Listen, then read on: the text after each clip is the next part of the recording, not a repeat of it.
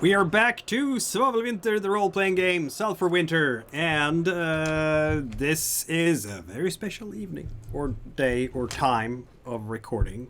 Yes, we're recording during the evenings. Yes. Anyhow, first of all, this show is rated R because people are terrible to each other and do all sorts of that. What have I had so far? A bit of war crimes, some torture, date torture. Only a little bit. Yeah, date torture. That was fun. A slew of emotional abuse. I mean, that's just Tuesday in Paratorna, though. Yeah, things like that. Watchers beware. Listeners, too, by the way. I thought insults were flirting in Tresilva. It is. But for some reason, people who are not from Paratorna are like, offended and stuff. They're a bit, I don't know. They have strange cultural habits. How about that? On my overlay tonight, I have, we've only 3 players with us tonight for once, but that's sometimes life gets in the way. On the left side here, we have Erald. Hey folks, Josh LaPointe, I'm playing Erald de Mereld, the Inquisition. And then we have Sid. You are muted, apparently. You're muted, Sin. Yeah. Yes, I am Cincinnatus, aka Sen, and I am, of course, playing Klenora da Spinalunga and Taralese da Bravaleti. And last, but definitely not least... I am Jessica LaPointe, and I am playing Praanz da Kaelve and Lenivina de... If I could speak tonight, it'll be great. Lenivia Gombina. Yes, there we go. That is kind of how you feel after a long night of partying with, your betrothed, maybe. Who knows? Yes, partying. That's what we're calling it now. That is what we're calling it now. I mean, just... You have your own sort of bondage basement, right? We do. It's great. Sometimes they invite friends down there, but the friends don't make it back out. And it's all completely consensual, because if they don't come and don't sign the dotted line stating that it is consensual, you have a Fabricus Veritas on hand to say that it was. Or, they just end up the next prey in her hunts. That can happen too. It's a wild forest out there. Very, very wild, dangerous. Anything can happen. People get lost all the time. All the time. Trust us. I said this is a special occasion because we're now starting Book 2, The Eyes of the Oracle. And I have no idea how this is going to end. Everything is up in the air. I don't even know how it's going to begin. Well, I have a sense, but we'll find out soon enough.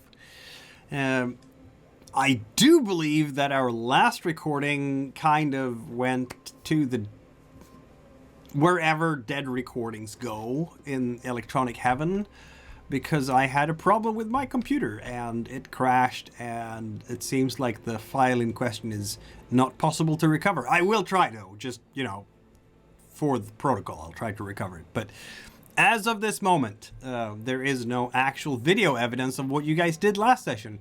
So maybe one of you wants a fate die to tell everybody what actually happened. Because there was a session, even if you didn't see it or hear it, dear audience.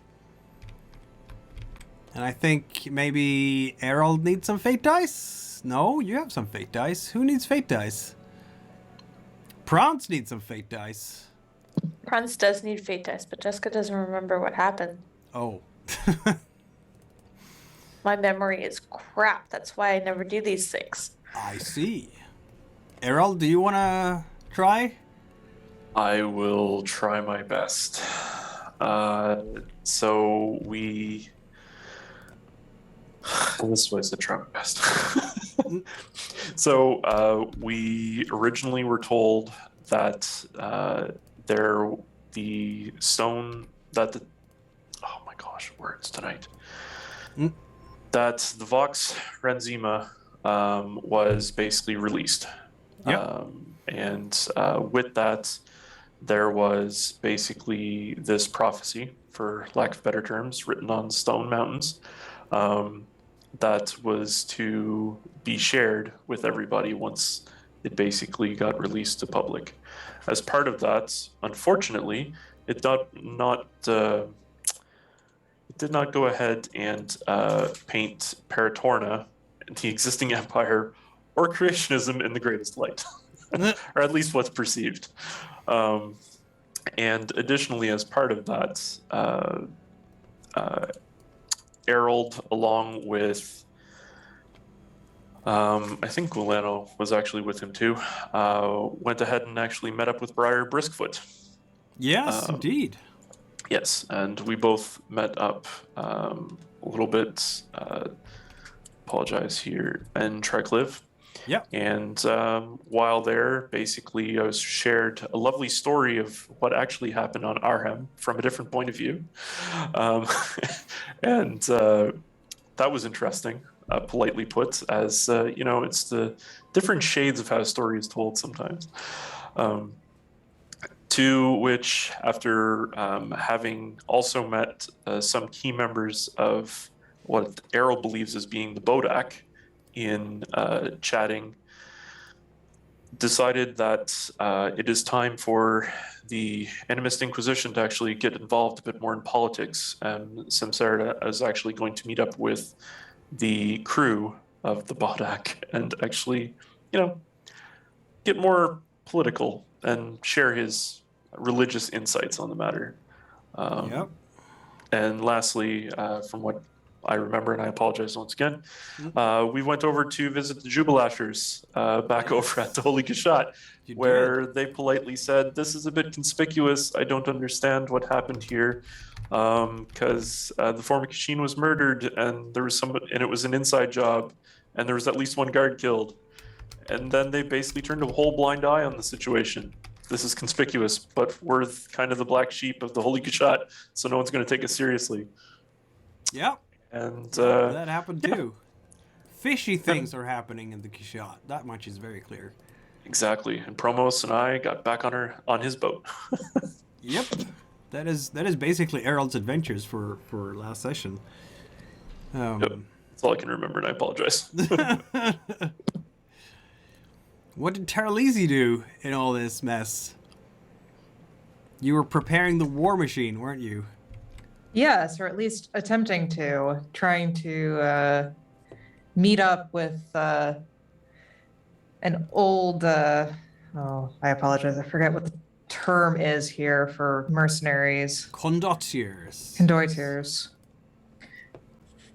Meet up with an old condoiter to see about hiring them on, and then got a few clarifications on that and how the military works precisely, and the fact that it's just, we've got enough money. They're out of several. Yep, that's about it. You get money, we're in. There was lots of misunderstandings on the assignment. Yes. I think there's misunderstandings on the assignment on all parts. May have gotten myself into some trouble if I remember correctly. Yeah, I mean, we'll sort things out in more detail. There's no recording of it, so it didn't happen. Exactly. Didn't happen. Exactly. See? That's what I mean. It's all good. Everything is fine. Yes. It can't prove anything. Right? all Though I hearsay. do believe that Praanz wants to make her way to Fam Kvalvi at some point in the not too distant future. Though we had some divisions about how to interpret rules, and I think we arrived at not that way, basically. No. We did that wrong, so that didn't happen. So that didn't happen. But that's okay, because retconning is a thing we can do, because this is our story and we decide. Thank you very much. Right? Again, Exactly. what happened? Exactly. Yes. Nothing. That's Nothing what happened. Yes. This is fine. Don't absolutely worry about fine. Yes. I was gonna say that some of the questions that Praanz has about the happenings that did happen before you went there. Now everybody's confused about what I'm talking about, and that's fine. All part of the mystery. Yes, it's all part of the Exactly. mystery. Basically, you wanted to find out whether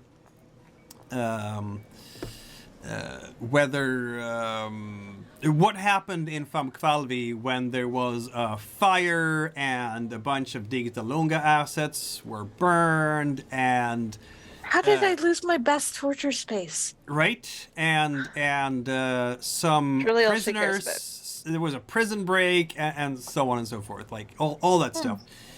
Very annoying altogether.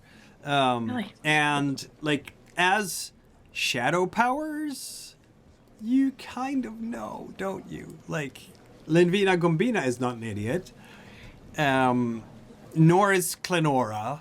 Everything happened on Ingolma's watch. So even if Ingolma didn't order it, she sure as heck did not lift a finger to stop it, right?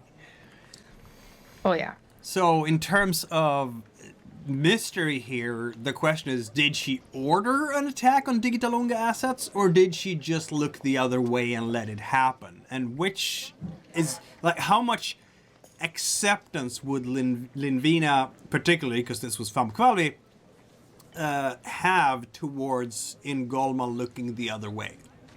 Which one is worse, as far as we're concerned? Yeah. Yeah, I mean, as Linvina is thinking about all these factors and all these happenings and comings and goings, what would her reaction be to Ingolma? Like, yes, okay, there is a life debt from Praanz personally to Ingolma. Praanz personally. Yeah, and that's Praanz personally. Fine, Linvina might care about it. She might not care about it. I don't know. That's entirely up to you. I don't think Linvina cares. I mean, it's Praanz's debt. Yeah. So, not Linvina's. She wouldn't really give a shit. I don't. Praanz is now her spouse, but Praanz is also still a tool. Fair. It was all detailed in the prenup anyway. Exactly. And Praanz pretty much feels the same way. They're both using each other. It is very much a marriage of convenience, and they happen to have similar hobbies, so that helps. And of you know at these altitudes in Paratornian court life, that's probably to be expected.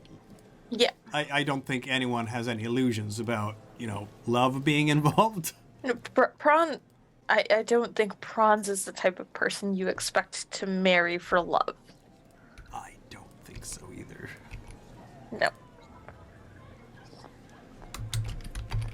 And there's already some things for that are being overlooked on both sides. So. Yeah, clearly. So in terms of then Linvina's attitude, because this is about the shadow play, at least to some extent, to what happened in Famkvalvi, is it worse if... I think it's probably worse if Ingolma was actually involved in doing the things in Famkvalvi, right? Like prison break is. and burning Zeppelins. If she was... There's a difference between pretending it's not happening Yeah. and directly breaking her things. Right. So if she was just looking the other way, you can tolerate it. Then we have a Cold War situation, maybe. If she actually kicked down the door and let all those prisoners out and torched the Zeppelins herself, then it's a war. Is that how then we see it? becomes an issue. Okay. So then Praanz's job right now is to go to Famkvalvi and find out. And all we can do with that, because you currently don't have any influence in Famkvalvi, is basically bring Mathis, bring your friends, I can offer you some support. Like you are after all a boss in the Digitalunga, and that allows you to press gang some folks. We have, you know what? I need to move a person here that was, in fact, in Arnhem, in the garrison. We know who, right? We know, where did that go? Oh, no, in the labor camp. Abralax, your favorite friend. Is that my giant? Yes. That's your giant. Him. Excellent. Do you want him to bring with you? Always. Always. Always bring a giant.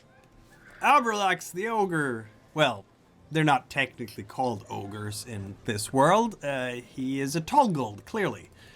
But for all intents and purposes, a hardy guy. So Tolgolds are about 8 feet tall, and this guy is no exception. I believe he has a 4 stone. A mustache makes it so much worse. And yeah, he is that. He is horrifying.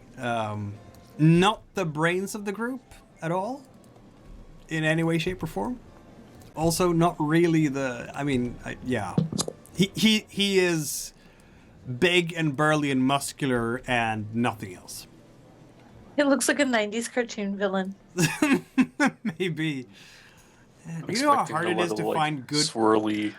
good Oh, pictures and you know who he reminds me of? No. The villain off of Captain Planet.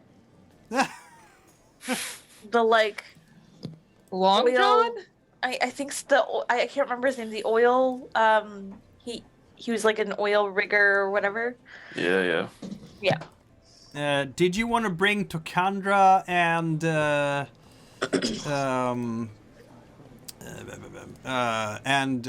Mathis as well?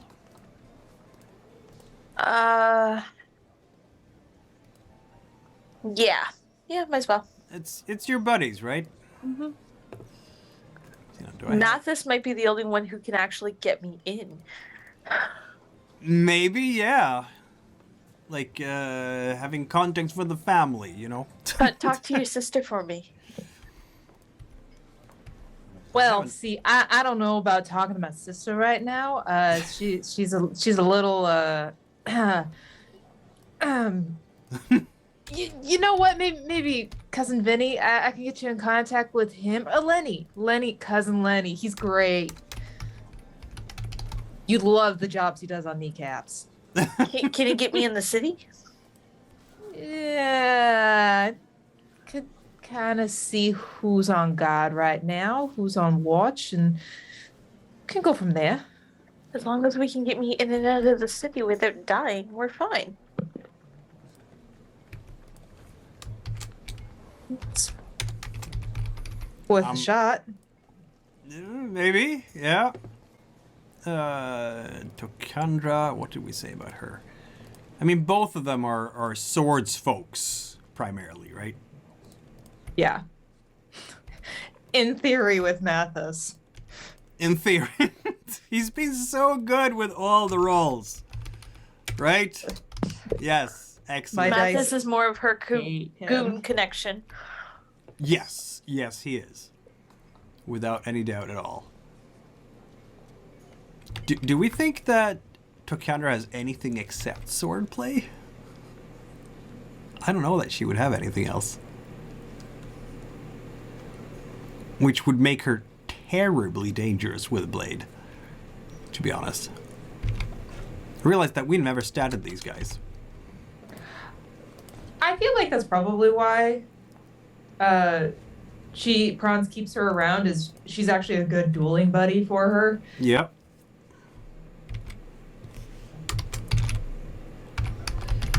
I'm just putting some stats in here for her because it might become important later. No idea why. Nope, none. So, okay. Yeah, there we are. Did you want to do this scene when you go to Famfalvi right away? We can do that. I'm down for whatever.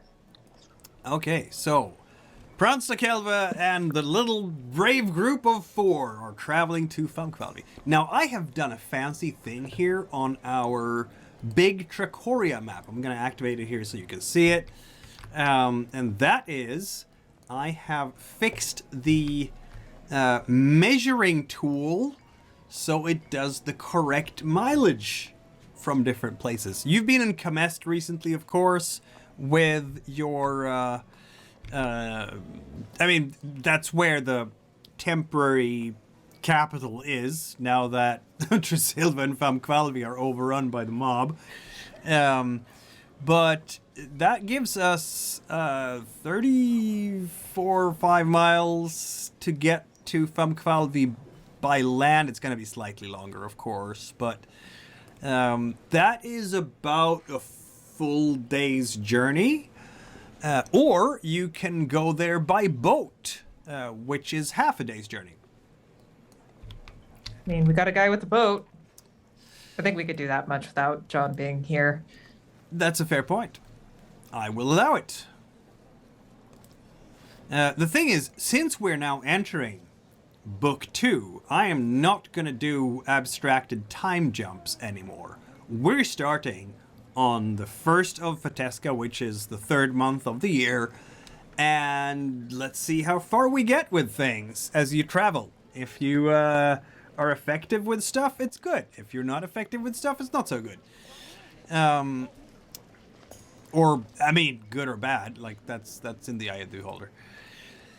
So, let's have a look here. It's going to take you about a day to get there. You do have a guy with a boat, so you don't actually have to pay for passage. Isn't that nice? The guy with the boat is happy to bring you there. Now, should I or should I not? Of course I should. As you are getting into, this is going to be the morning of the 1st of Fateska. Your little troop of people here, Praanz, you're getting ready to get into the guy with the boat's boat. It's not a big fishing boat. Have you been on it before? Yes, you have been on it before. When Aberlax is going to sit down in that boat... Whoa, that's gonna be intense.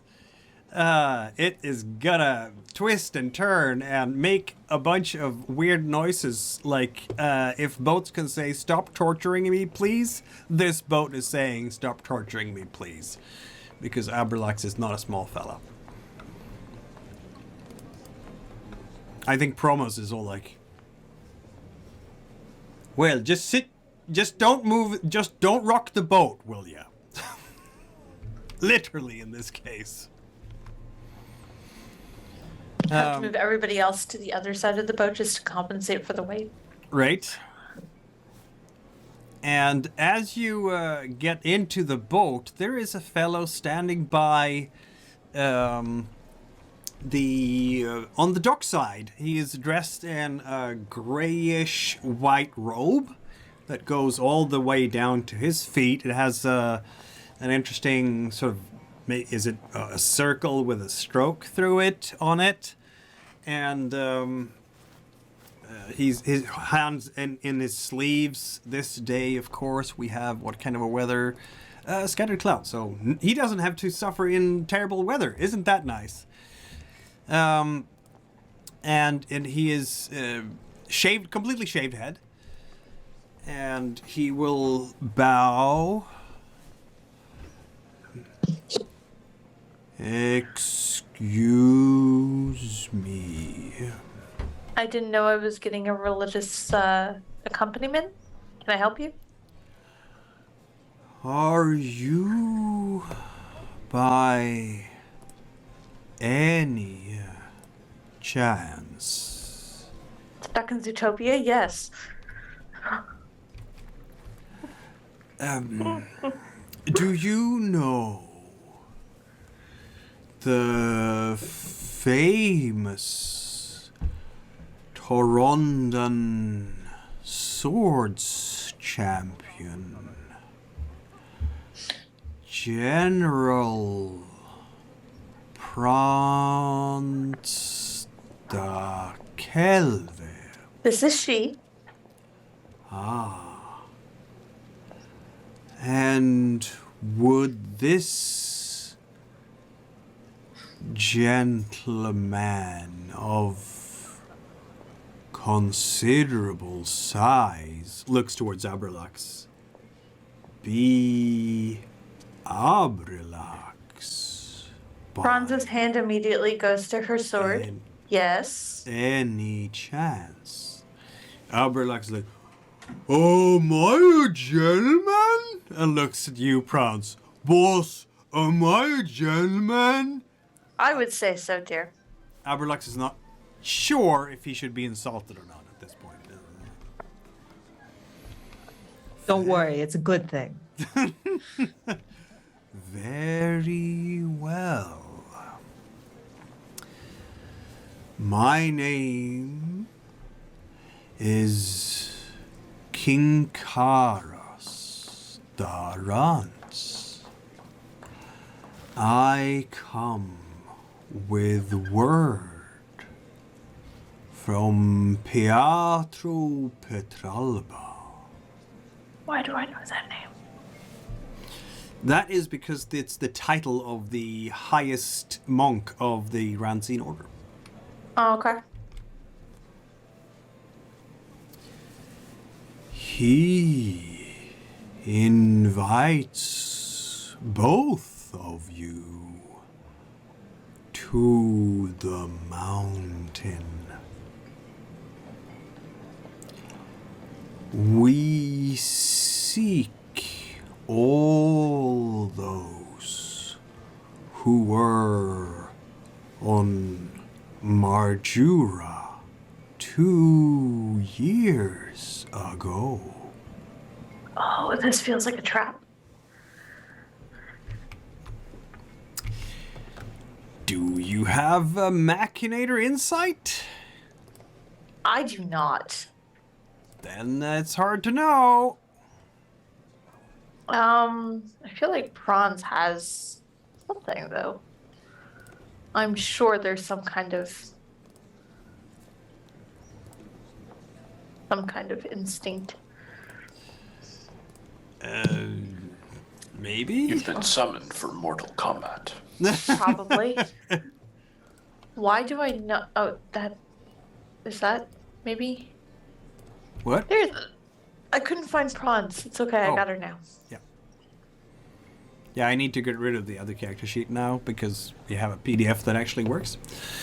You can roll water to try to discern what's going on here if you want. Okay.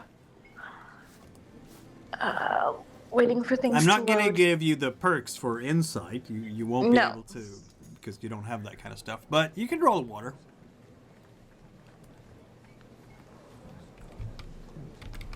Which is like Okay. 2 dice. I'll just roll the 2 dice because my sheets are being silly. Oh. There we go. That is, in fact, 2 successes. I will roll the water for the monk. Okay. If it is a monk. That is 1 success. Which means that you right now have the upper hand.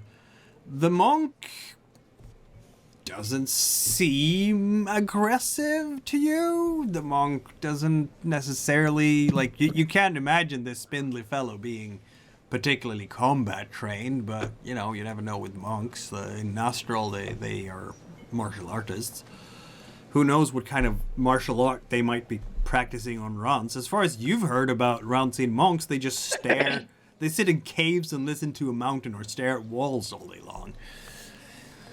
Praanz has heard quite a bit, I would assume, because her new brother-in-law is one, isn't it? Yeah. I mean, he's never said a word to her. So the monks themselves, I don't feel like Praanz would have a whole lot of suspicions towards, but who knows? It's Maybe the someone invite is, to the mountain, I think, that's making her uncomfortable. yeah, and maybe someone is just, you know, playing the monks, right? They Right. might believe in whatever cause or quest they are on. This but is also it might supposedly be... where that BS prophecy came out of. Yep. So, yeah, Praanz is highly suspicious.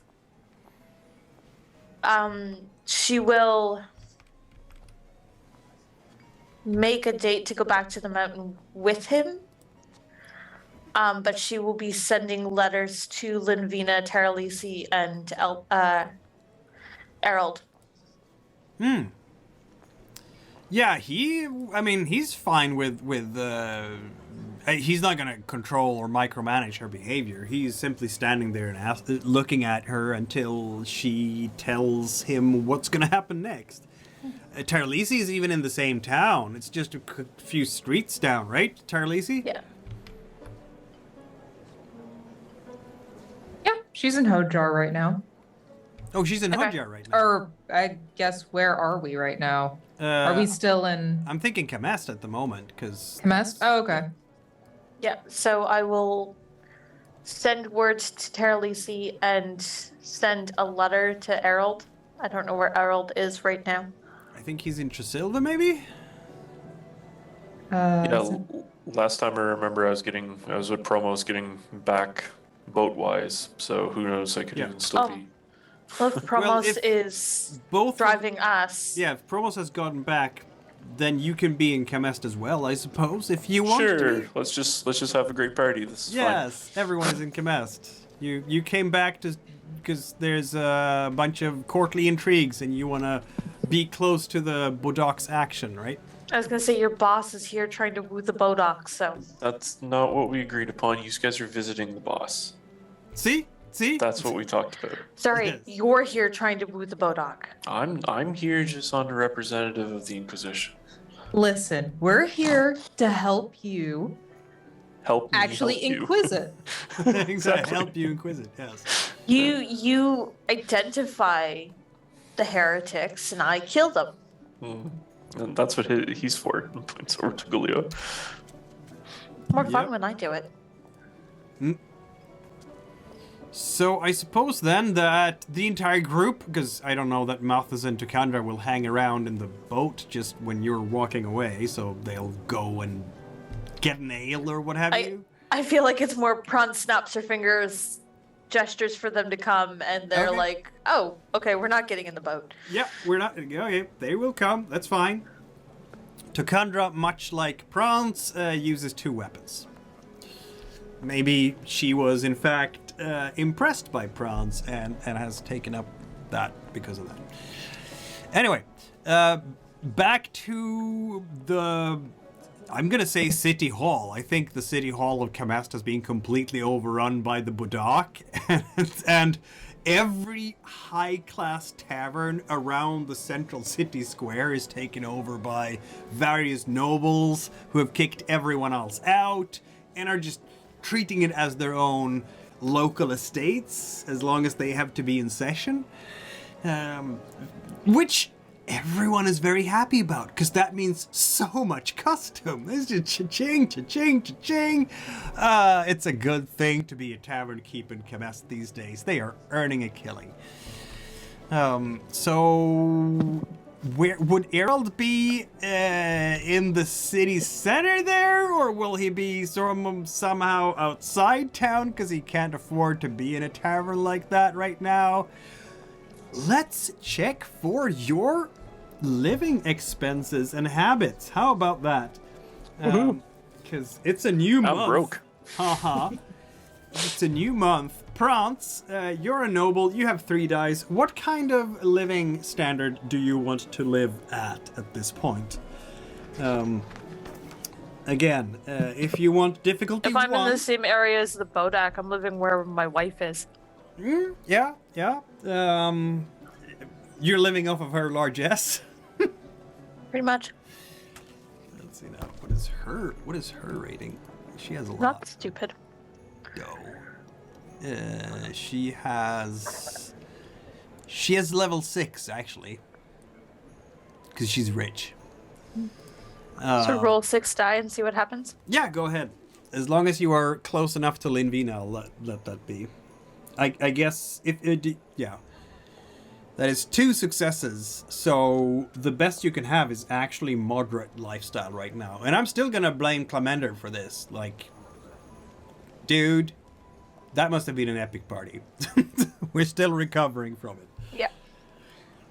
So, you live without luxuries. Well-cooked food,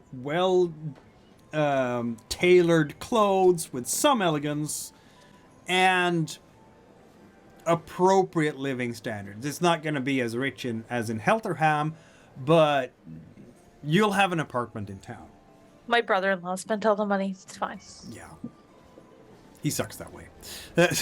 2. Taralese, how are you living? You have 3 dice, unless Klenora is fronting for you right now.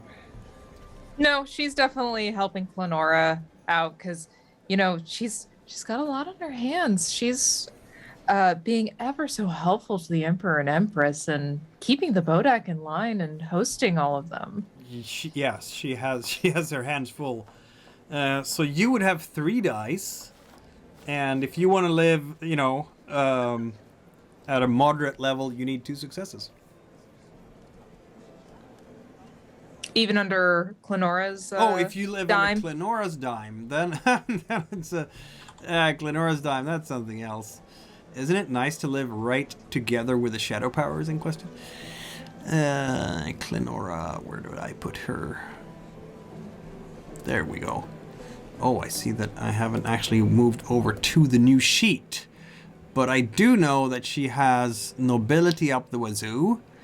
So that would put her to 7 dice, in fact.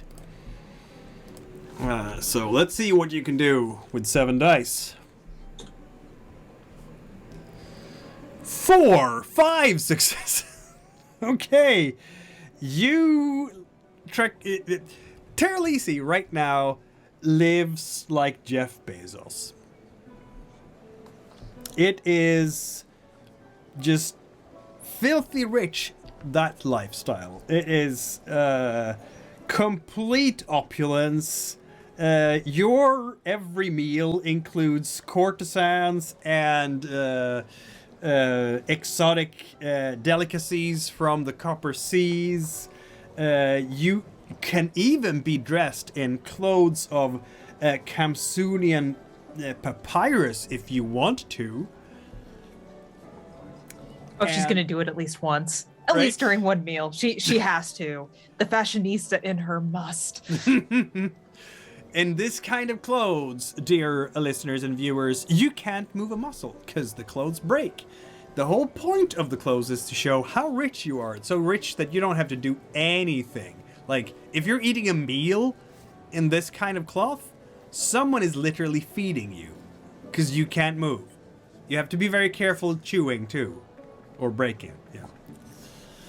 And yes, you are living in Klenora's palace locally. I have a feeling that maybe Taralese down the line will rank up her noble level, because money! Someday. Erald, you are not quite as fortunate, are you, with your... Sambarsund isn't even here, is he? Roll 2 dice to see if you can at least live in Spartan poverty. Oh my god, did you even aim for living in a moderate situation?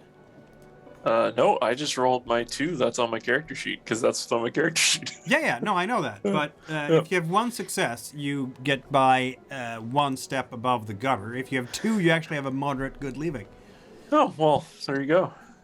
Stamberson gave you some extra money because he knew you had to go impress the Bodak. Maybe. Well, maybe that's exactly it. Erald's just getting really good at nickeling and diming because he has to put on a presentation in front of the Bodak. So... Yeah, apparently you have decent apartments. Not quite by the city hall square, but a few blocks over. I mean, there's an obvious difference. Like, Taralese is in the stratosphere of wealth, and you are typical bourgeois middle class. So, Erald's perfectly fine with that. I bet. So Praanz is then going to, where are we going first? Erald or Taralese? In fact, the monk will ask, excuse me, General?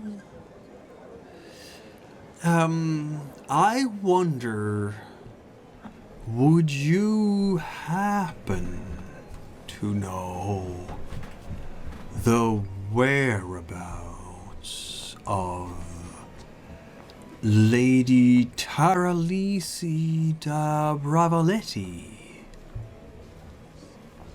I hear she might be in town.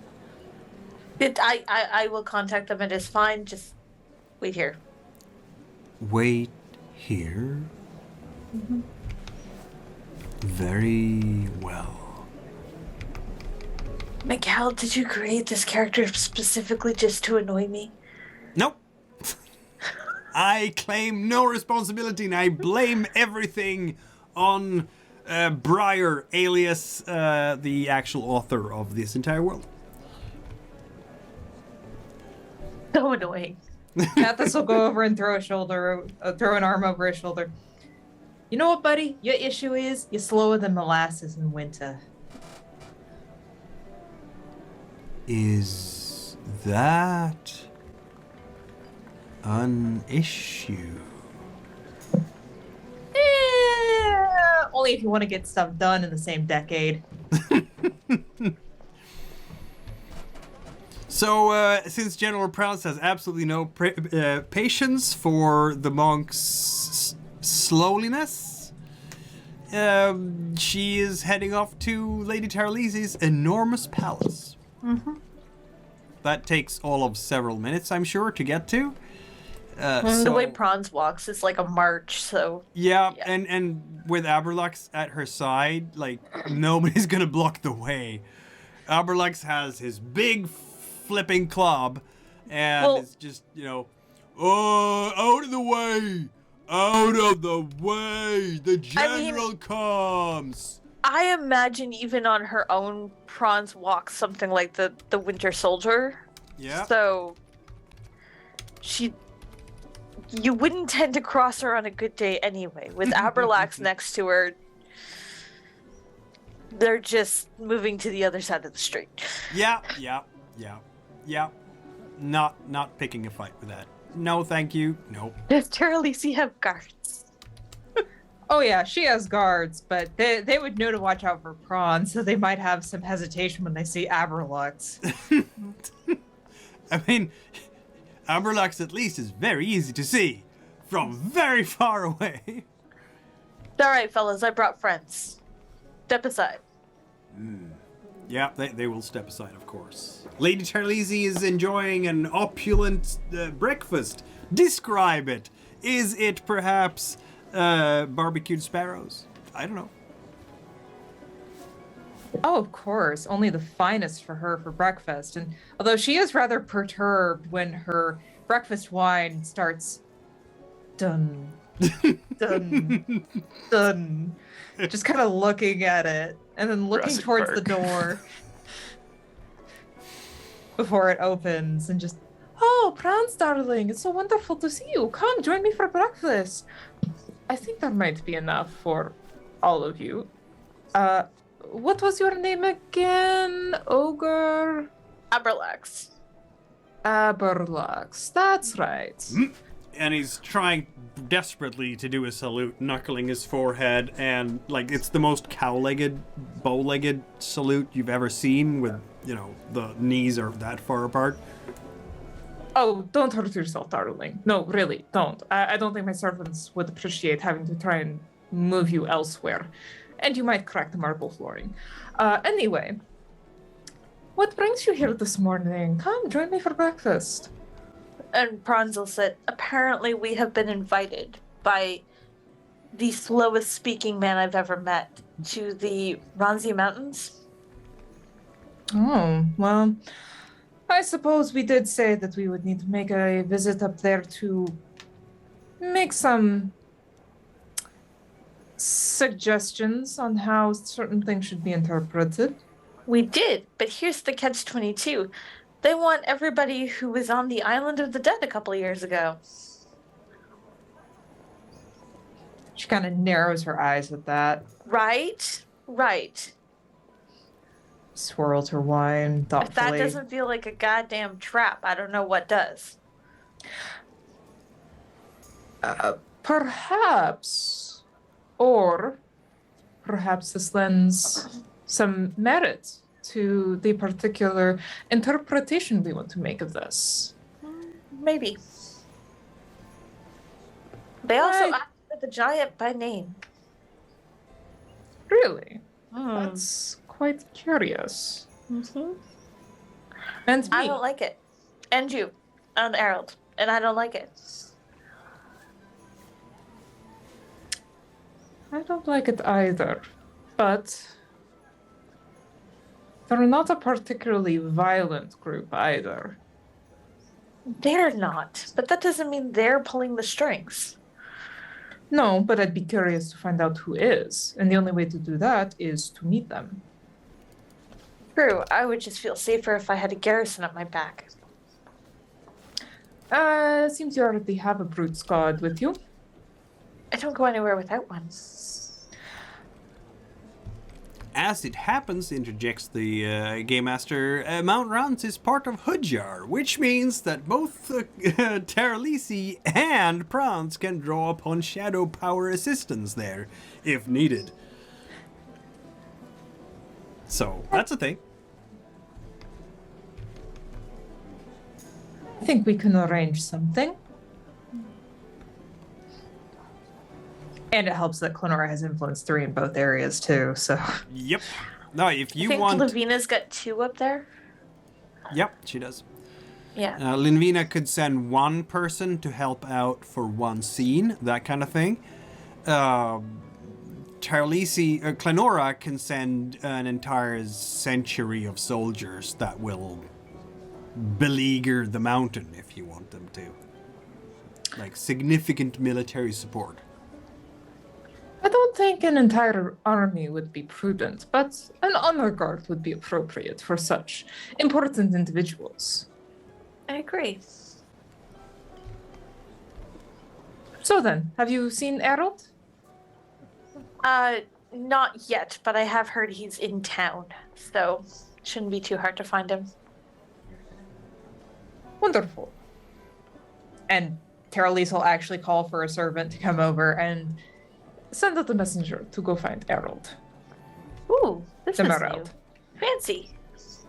Of course, wow. darling. That's the nice thing about being associated with wealth. I'm guessing that this palace that you're currently in is, in fact, the banners on the palace will be the Spinalunga coat of arms, right? Right. Right.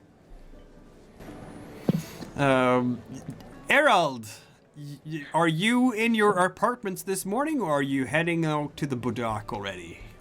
Yeah, sure. Let's say I just literally closed up the apartment and was on my way to the Bodak.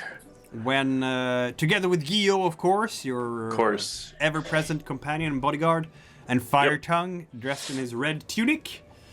I'm imagining his red tunic to be almost like a musketeer thing, but red. Yeah. Ish. Yeah. Just because Definitely they would be- between our 2 suits, you can tell that we're a mile coming. Yes. And he will have nice high leather boots and all that stuff. The messenger will come up and leave the message, and I'm Barú, from Lady Taralese da Bravaleti herself. Come quickly, Barú. Your presence is requested immediately. Okay. Okay. Just start making my way and following, and I'm not running like the messenger was. We'll put it that way. Erald will take his sweet ass time to get to where he needs to go. It's Well. too early in the morning at this point. That means just more yummy sparrows for Praanz to chew on, doesn't it? Praanz will not say no to food. She's a military woman. She doesn't know when her next meal will be.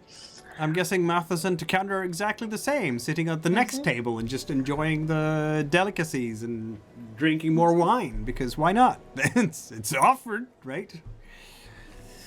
I imagine Abrax is just like swallowing them whole. They just rolled out a whole hogshead for him. Yeah. Aberlax is not eating. He's standing at attention, being the bodyguard of bodyguards. Looking out. If anyone comes close, don't Only come. Praanz would have a giant for a bodyguard. Yep. Because if I'm not scary enough, you need something really intimidating. So it's double. Like your gaze and his shoulders. Yeah, that's a potent combination. Spicy meatballs. Erald will show up and see what we've just described. Hi, folks. Heard you were looking for me, Taralese.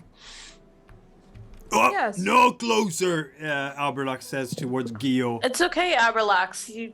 He's with Erald. It's fine. All right, boss. Errol does the looking up at Empress. You remember Aberlax? I do. You're shorter than I remember. It's okay. You can say pet. So yes, Errol will gesture towards the seats as Gilio and Errol take a seat. And so, Taralese, what's going on? Well, really, it's not my tale to tell. Praanz, darling. Sorry. We're It's good? appropriate. She probably had like a piece of sparrow in her mouth. Fine.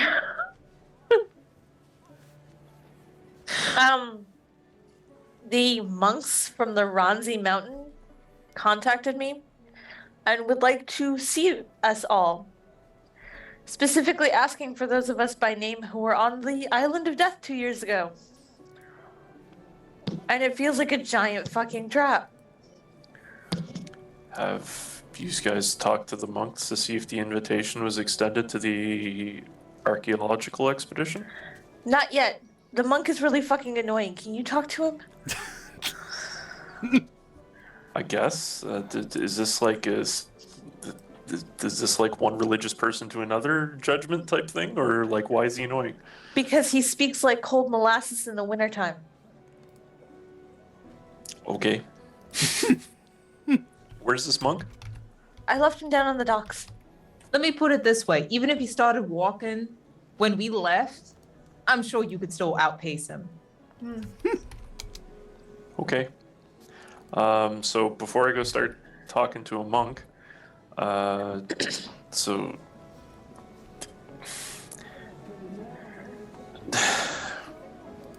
why would? Okay, Mikhail, I'm going out on a metaphorical limb here.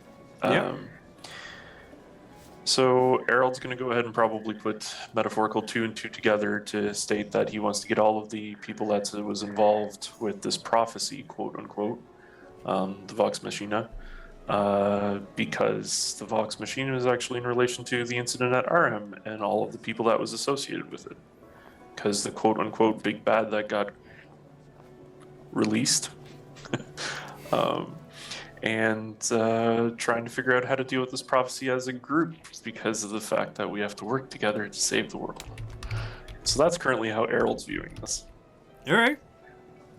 I don't want to be friends with the idiots who released. They tried to beat me in the head last time we met. There was no trying, darling. From what I heard, you made a rather pretty picture.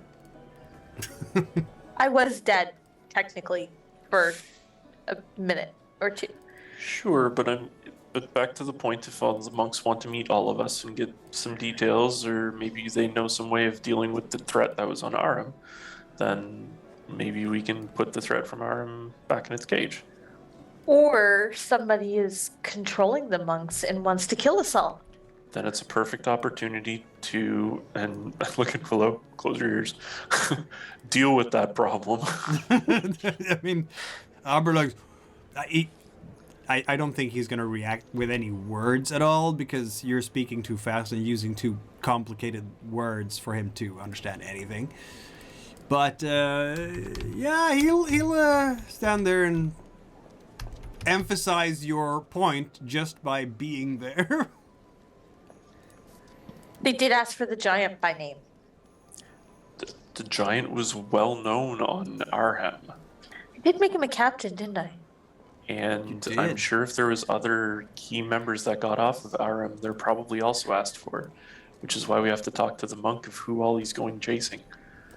I have just put don't down like the this. monk on the actual map. Okay. Right. So let's go talk to the monk. I still don't like this. This is fine. Wait, Lady Taralese is gonna leave her palace and go talk to the monk, or send a messenger to the monk and get him there? No, she needs to get a read on this guy, though she is definitely going to dress much more modestly than she is currently So not in her. Kamsun Papiers. Yeah. Okay. So only LJ silk this time. Right. Of the latest fashions, of course. Of course. How as high is the if. wig today? It's only 2 feet. How do you get through the doors with that thing on? And you look at Aberax. Makes the doors that size.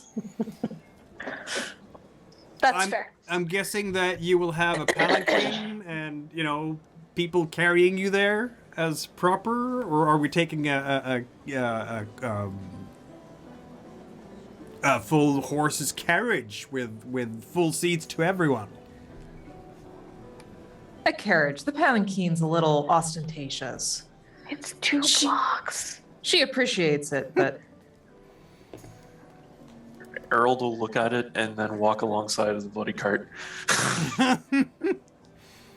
I mean, Praanz is obviously going to be inside the carriage, right?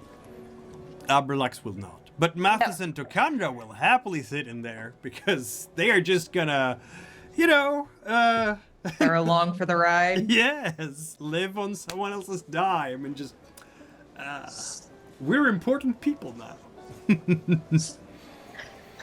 So Erald and Gio on one side and Abrelax on the other, as this whole procession of folks are moving down towards the docks. Praanz is just shaking her head at the ridiculousness of taking a carriage 2 blocks. Darling. It's all about image. Especially once you're back in the court like you are right now. And you can't look bad for your wife. Oh, I knew you were going to say that. I'm not used to being married to nobility yet. You are nobility, darling. Embrace it. I thought we were making so much progress with you. I'm letting you put me in a dress. True. But didn't I ask my tailor to specifically design it so you could still draw your sword? You did. I appreciate that. Mid-morning, finally, after all this going back and forth and preparations and so on, as the carriage rolls up by the docks in Kamest, where there is a lot of dock workers, of course, but those dock workers very quickly scamper to all sides to make room for your retinue. And there stands the monk. Well, he stands exactly where you left him. It doesn't seem like he has moved a single muscle since you left.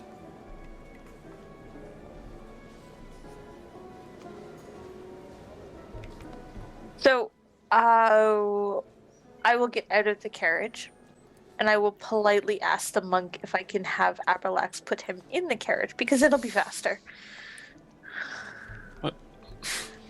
This is the monk that you want to talk to, Praanz? Yes, it would probably be easier to do it in the carriage and have it slightly more private. Yeah, as a man of the cloth yourself, Erald, you will recognize his robes as being those of Mount Ranz. He has they're white, grayish, have a big circle in the middle with some kind of line through. And they tend to be bald or very short cropped hair, those monks. He will bow deeply and open his mouth when Aberlax will just grab him and shove him into the carriage. You have to wait for him to say yes, Aberlax. Oh, but boss, I'm following your orders, boss. I know, but my order is to wait for him to ask first. Oh, sorry, boss. It's okay. Carries him out of the carriage again, puts him down, and say yes. And the monk, yes. See, boss? I waited and puts him back in the carriage. Come on in, Erald. It'll be more private up here to talk anyway. You can go for a quick ride around. So in the carriage now, we have Taralese, Erald, I guess? Yep. Praanz. I will have Mathis and Trakendra walk alongside, like outside or like into the next carriage or what have you. Yeah, Gulio will be advised to stay outside. Yeah, so you have an escort of some pretty darn formidable sword fighters, and in Aberlax's case, club fighter, around this carriage. No one's messing with this. So yeah, the monk is sitting there. Who do I have the honor of addressing? Well, I'd hope your memory is quicker than your words, but that, of course, is General Praanz da Kaelve. I am Lady Taralese da Bravaleti. And Barú Mereld. Thank you very much for taking the time to meet with me. I have been sent by Pietro Petralba to bring you to Mount Ranz.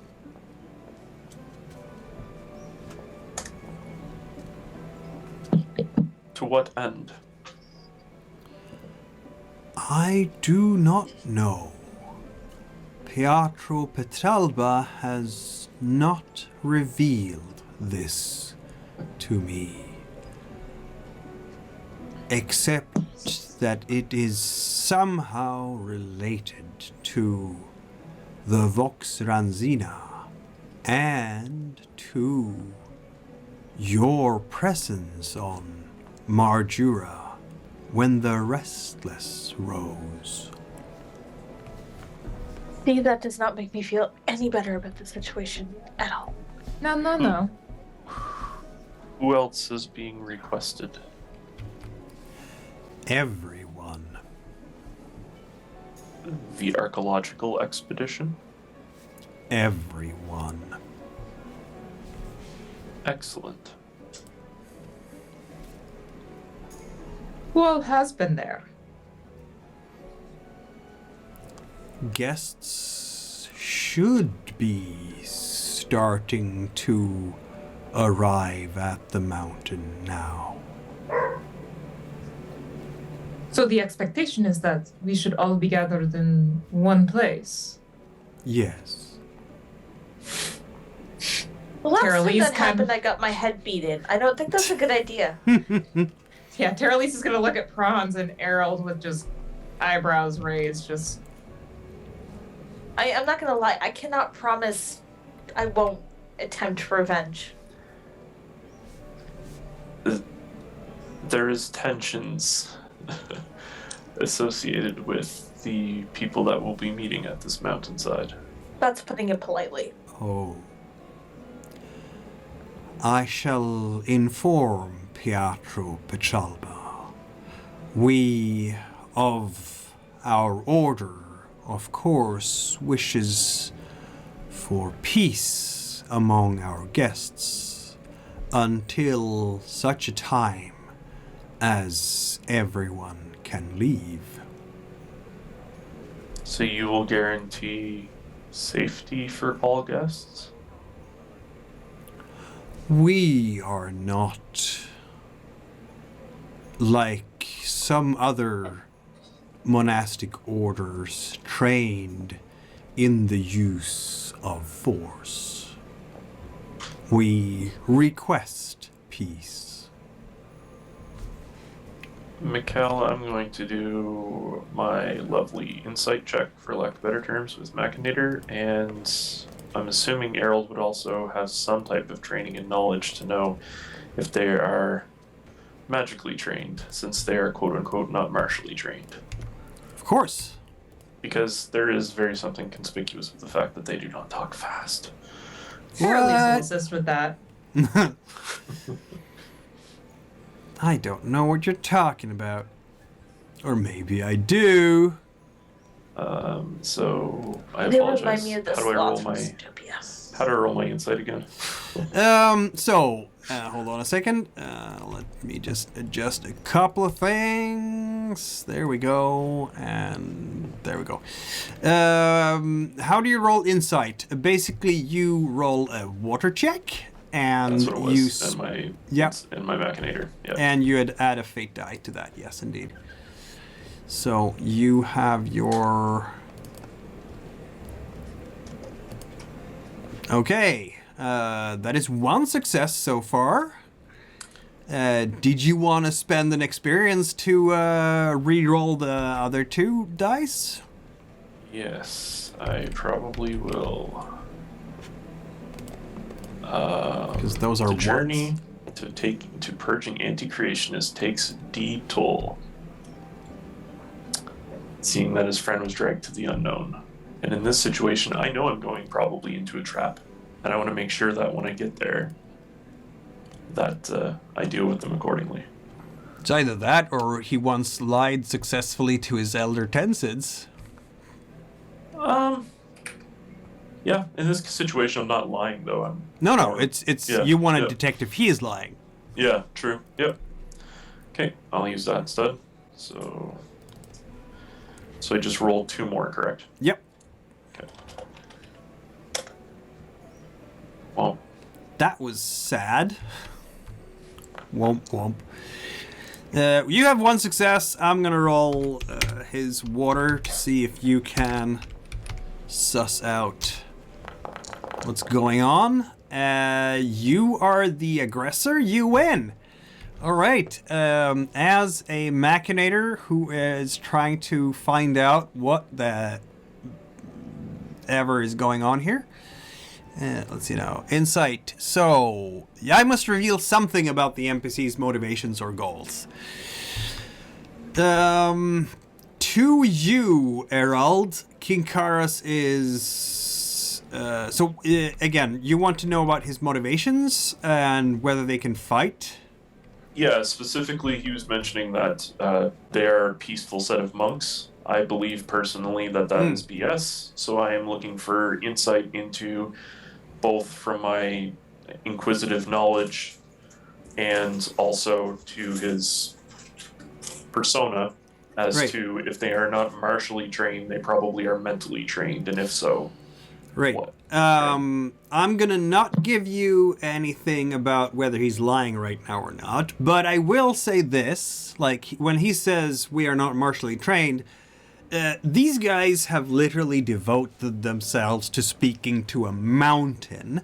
If any religious order in all of Trakoria has mastered the art of tectonic summons, it must be these guys. Oh. So Yeah. expect earth magic and potential earthquakes and all that kind of stuff. I'm sure they can come up with solutions in a pinch. Problems. Particularly since it's their mountain. Like they've been sitting on that mountain, so the mountain knows them exceedingly well. In mechanics terms, they don't have to ask the mountain for permission anymore. Right. They right, know each exactly, other that yeah. well, right? Yeah. Okay. So, yeah, you could imagine that these guys can be ridiculously deadly on that mountain should anyone try to mess with them. So then it's a matter of figuring out exactly, back to the original comment, whose pocket he's actually in. If it's an independent or if it's, yeah. For those of you who have followed Avatar the Last Airbender, this would be like walking into the center of the Earthbender Kingdom with, that's basically what they are. Yep. Well, I think we probably can easily make an appearance. What do you think, Lady Taralese and Captain Kaelve? General, thank you. The only way to spring the trap apparently is to walk into it, so. I can't keep your title straight. Every time we chat, it's always going up. Heard you got married? Yeah, to a duchess. We have very similar interests. It's a great first date. There were at least 3 deaths there. She was quite happy.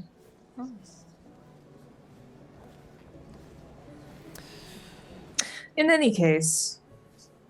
Yeah, Kinkaris is just sitting there across from you and with his hands in his sleeves and just watching and listening patiently. What is the timeline for the summons?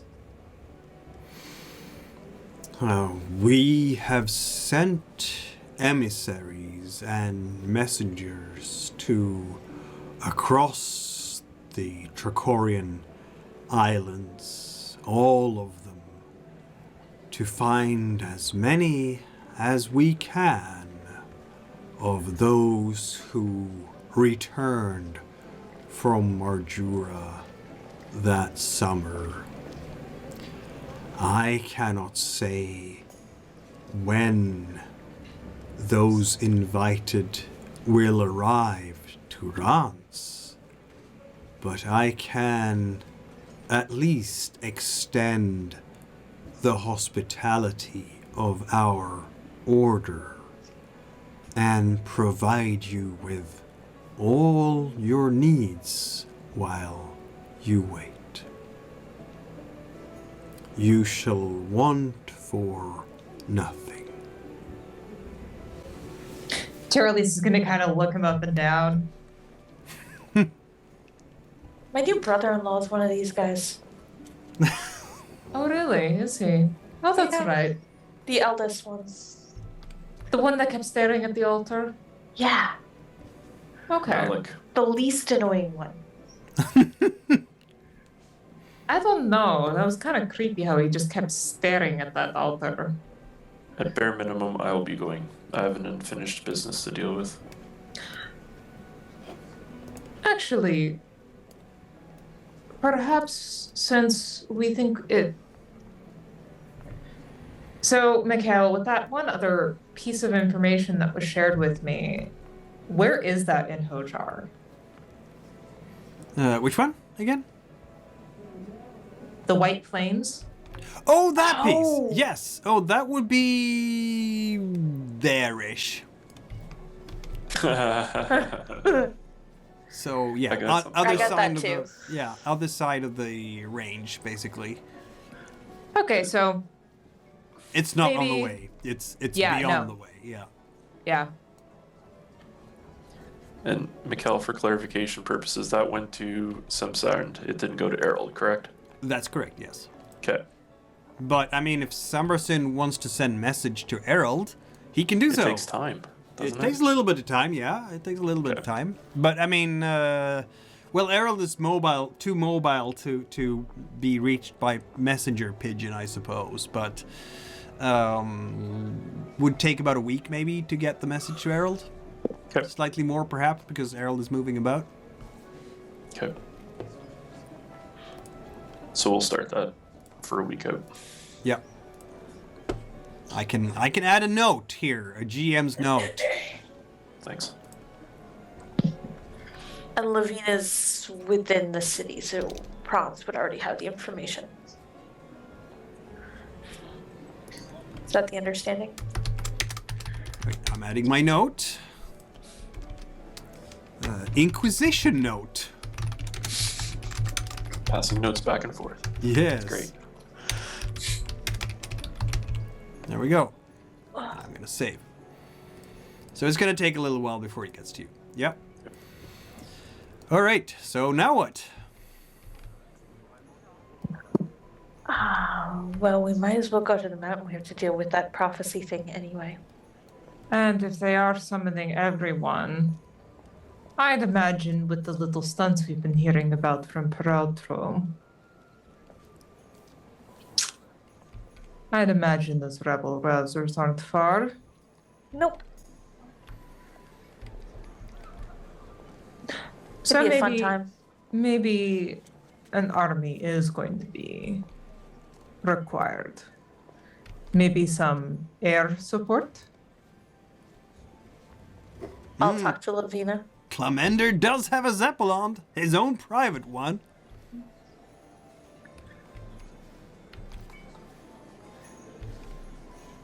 Do you want to travel by boat or by Zeppelin? That's the next Where's Clemender right now? He's not in Kemest anymore, is he? Or is he? I don't know. Where is he? Lavina has one. Yes. I mean, Clemender uses the family Zeppelin. The family has one. It's up to you to decide where it is right now. I'm Lavina. It's wherever I say this. Yep. So where is it? Lavina would probably have used it to get here. Clemender's supposed to be at the front. Right. So Clemender has left and is somewhere. Where? Wherever Taralese told him to go. Someplace very dangerous where he can't do any damage to their efforts. Sounds good to me. And he may hopefully die. On a Navy ship where he also can't mess up the Trakorian reputation on one of the islands? Sounds good to me. Yep. I think he's very angry because he doesn't have his Zeppelin. He has to be on a ship that can actually make him seasick. And it's not very comfortable either, is it? Where can I get my nice wine? Up here? Anyway. Someone doesn't know how to travel.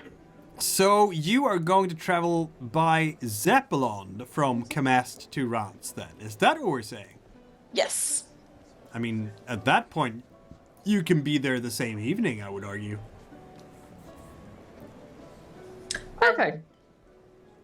But of course, you can't bring an army in a Zeppelin. No, but we can get there and send out the messengers and tell them where they should be going exactly. That you can do. How big a troop do you want at Ranz? I mean, considerable. Yeah. If you want to spend a fate die for this. I'm happy to throw one of those fate dice for this is their punishment for going after my foresters that we're trying to help. Yep.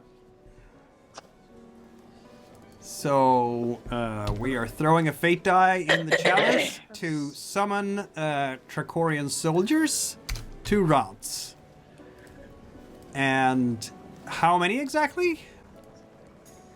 I can tell you the different levels of size here for and you do have your guards and whatnot in Helterham anyway, right? I figured, they've been spending the time now practicing with each other and raising each other's resource levels. So here we go. I'm guessing you're not gonna go for just a squad of 8 because that seems a bit silly. A Centuria is a full 80. A Manipul is 160. A Cohort is 480, and a Legion is 4,800. I feel like a legion's probably a little Overkill. Overkill. Cohort. Yeah, something that's enough to cover pretty much all the feasible or reasonable ways to be able to get there, and also enough left over to keep in reserve nearby to where they are in Ranz. Right. When you get to Ranz in the evening of this day, like if the message is sent out now, it's gonna be by noon the cohort gets the message, and then it's probably gonna take another 2 days to get them properly installed at Ranz. Seems to me. I don't So- expect them to be there yet, though. Yeah, but that still gives us time to stealth around here. True. Trakorian. I'm adding a note. Cohort arrives at Ranz. There we go. My calendar will be filled with notes, I'm sure, before this book is over. All right, so you have done your due diligence. You have written some notes and sent out for help, which Klenora, of course, will be happy to provide. And Praanz, do you want any help in this case as well? Like, Linvina could have one person who can help you for a scene there. I have a younger brother, her younger brother could help out if you want. He's about as bad as his older brother, but there are also all sorts of other servants at Helderham who can go. I imagine Lavina would send, at the very least, a guard with prawns of some kind. Do you want to spend a fate Probably die on not this? any is the of her question? brothers, because her brothers are useless. Do you want to spend a fate die on this? Is the question. Sure. What's a fate die gonna give me? One person who helps you during a scene. Okay, I will take a fate die, and I will. Why don't we do like this? Until we get to a point where you actually need a person to help you during a scene, we wait. And then if you need someone, you spend the fate die and there will be a person there. How about that? Yeah. Because you are right next door, right? It's literally in her own backyard there. Yeah, because Praanz probably doesn't need any more martial assistance. She's got enough. What? If Mathis, anything- Takandra, Aberlax. She brought the gang. Yeah. If anything, I would need like a religious expert or a courtly, I don't know, somebody with socials. I mean, yeah, okay. Yeah, But I mean, think I've about also that. got Taralese with me, and Yeah, I've you got do. Erald with me, so I'm not sure Mathis actually will join Ranz. He's like, yeah, I was in it to go to Fankvalvi because, family connections, but I have some business to attend to in Trasilva, if you don't mind. well, no, I mean, you weren't there, man. Exactly. And this is also a reflection of the fact that Praanz actually doesn't have companion as an ability, the one that Erald has, which is why Gio is with.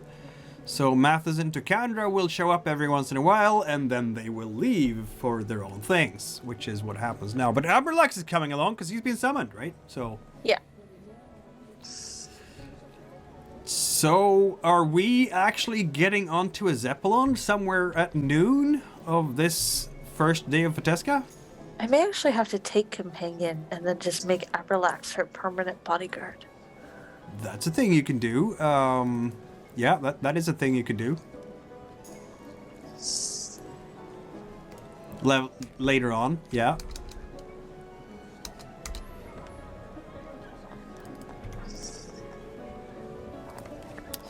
All right. Slowly turning Praanz into just this, like, mythological creature.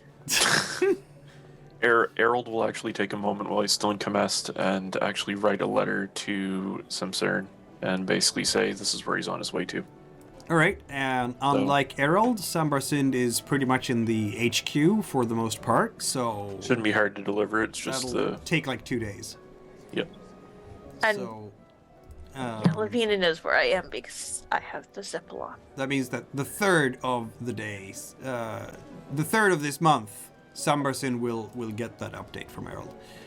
All right, and Linvina's coming with in Zeppelin as well, or what? No, she'd probably stay with the Bodak. Okay. Because it doesn't make any sense for her to come home. Her brother, she has a brother still there. Right. Last time during the Turn of Shadows, she was actually in Helterham. So, Am I? Okay. Yeah. Well, if that's where I am, that's where I am. yeah, okay. Anyway, Zeppelin to Ranz it is then, I suppose.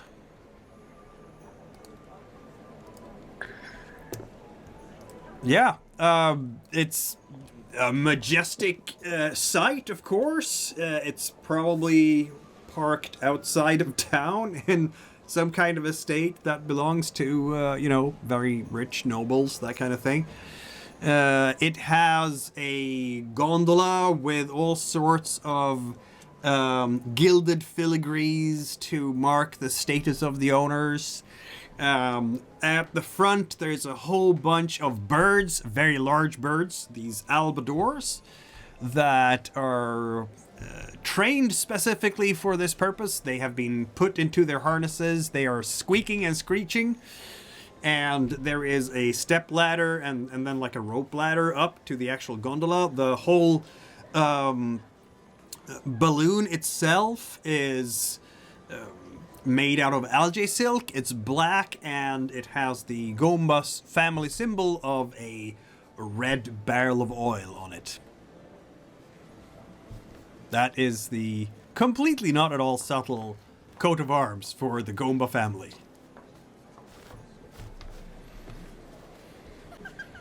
So you all step aboard the gondola. I don't know how Erald and Gio and the others had Taralese ever traveled by Zeppelin? Yeah, Taralese has. Okay, good.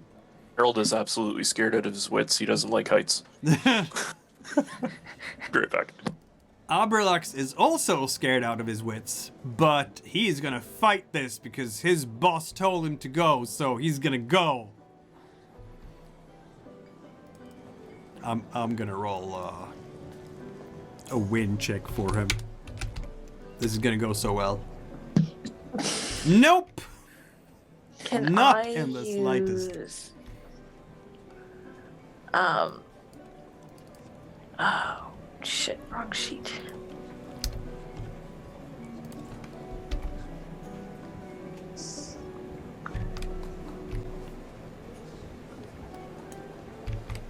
I can't command him? 'Cause You he's can technically a actually, soldier? yes. You can command him because he is your soldier and under your command. So he doesn't particularly want to go, but if you roll wind and at least one fate die, you can rally him and get. This is what you do in the battlefield too. Okay. So do you want to do that? Yeah, I'll do that. Okay, that works. It's a success. You are basically just going. He's standing there. No, boss. The sky's far. No. But then you just stare at him and do what exactly? Probably just very much the, military-esque pep talk of, you've got this soldier, you've killed men before, this is nothing, all you have to do is sit there, Yeah. I'm gonna give you a fate die right back for destiny to remain unflinchingly upright and so on and so forth, because that seems very appropriate right now. Does it not? Cool. Alright, so yeah, he has, for the record, taken a point of doubt because this is scary stuff for him, but he's not. He's going up there. He's winning over his fear, and when he gets aboard, the whole thing is just kind of shifting a bit. I guess they'll have to throw off some extra ballast now that Aberlax is aboard. But then the Silvolium-fueled fires will inflate the balloon, and it will ascend into the clouds and take you all on a very gentle journey towards Ranz.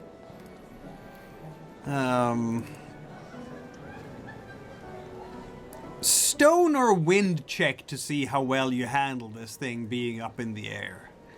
Erald is not here yet. He'll be right back. Lady Taralese, you've been in this thing before. With 3 wind, I think you're going to be fine. However, I'm a bit worried about your constitution here, because seasickness and all that. Don't worry, that's what the wine's for. Right.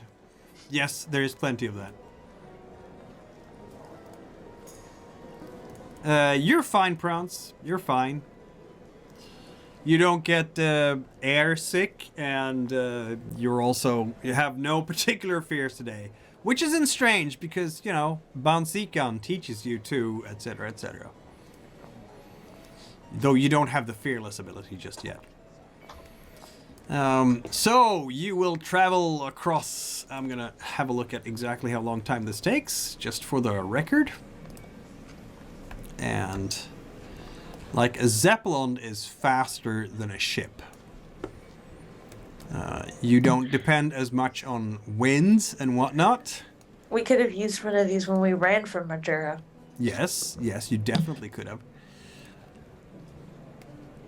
Kamest to Ranz is 45 miles. That would take you half a day with a ship.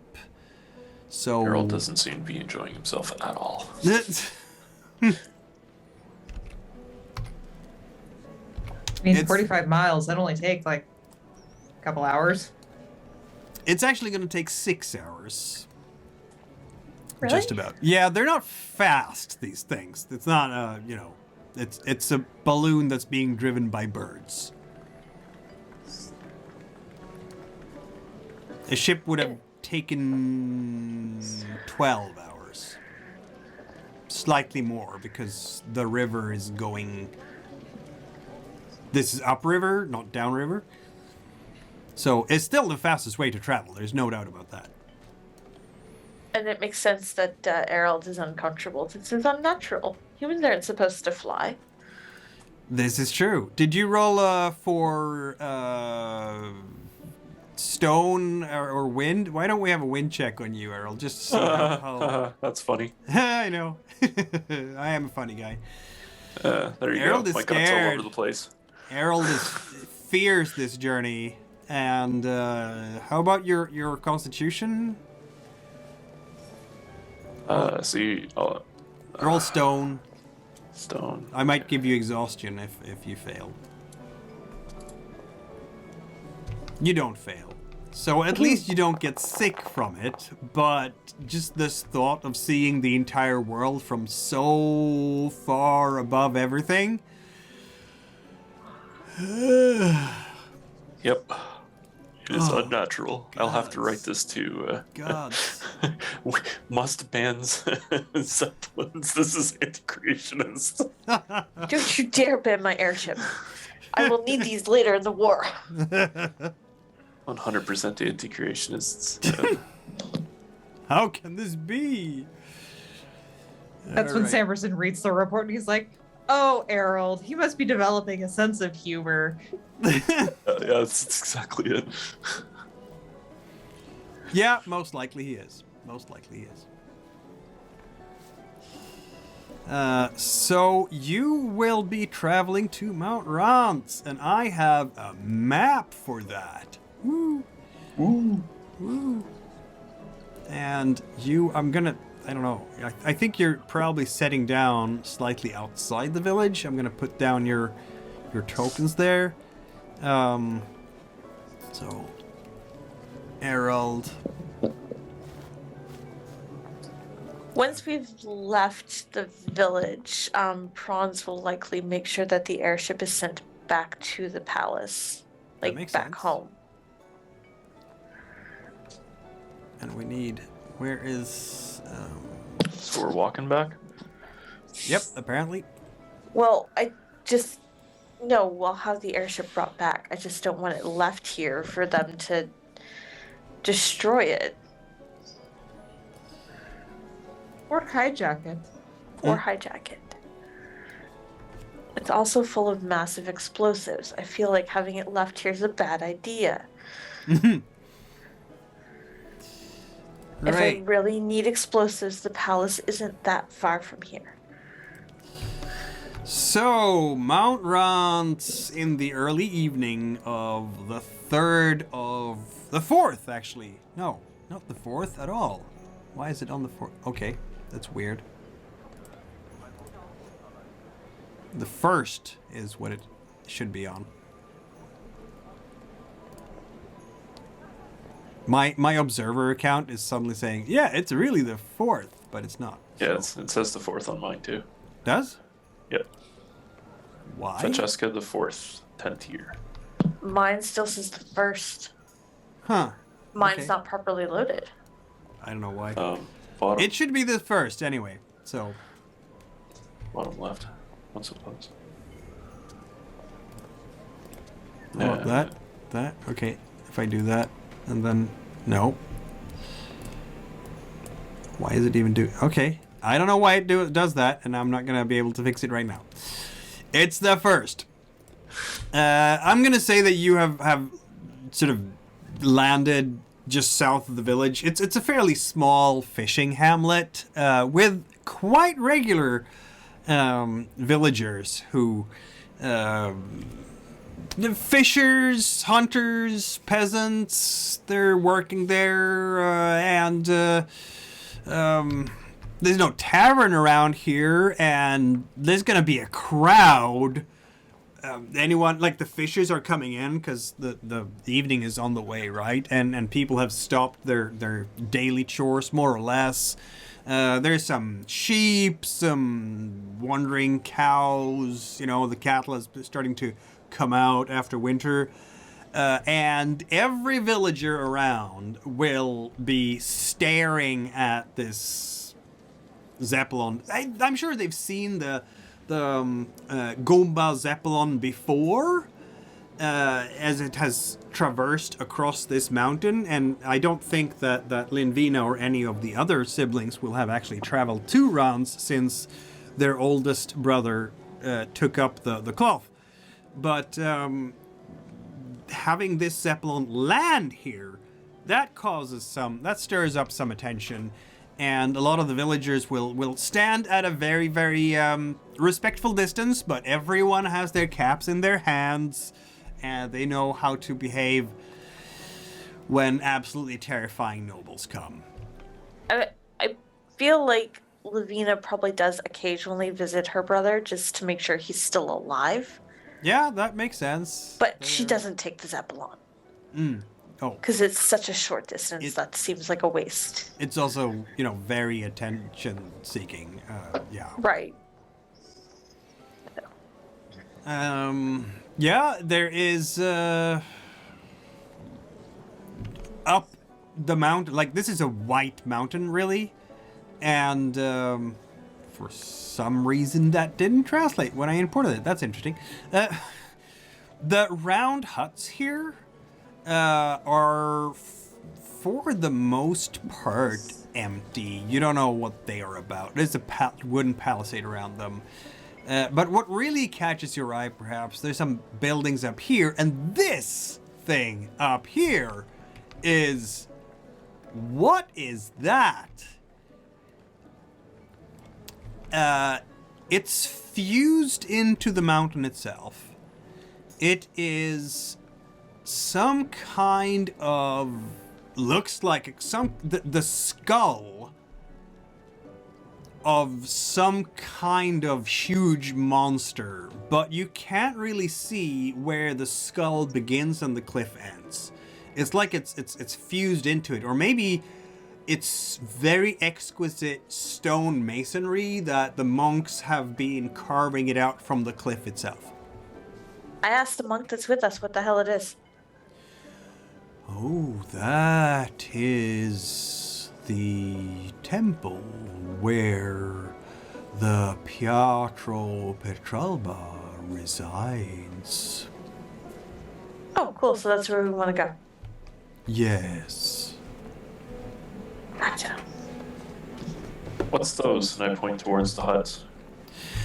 Ah, yes. Those are our pavilions.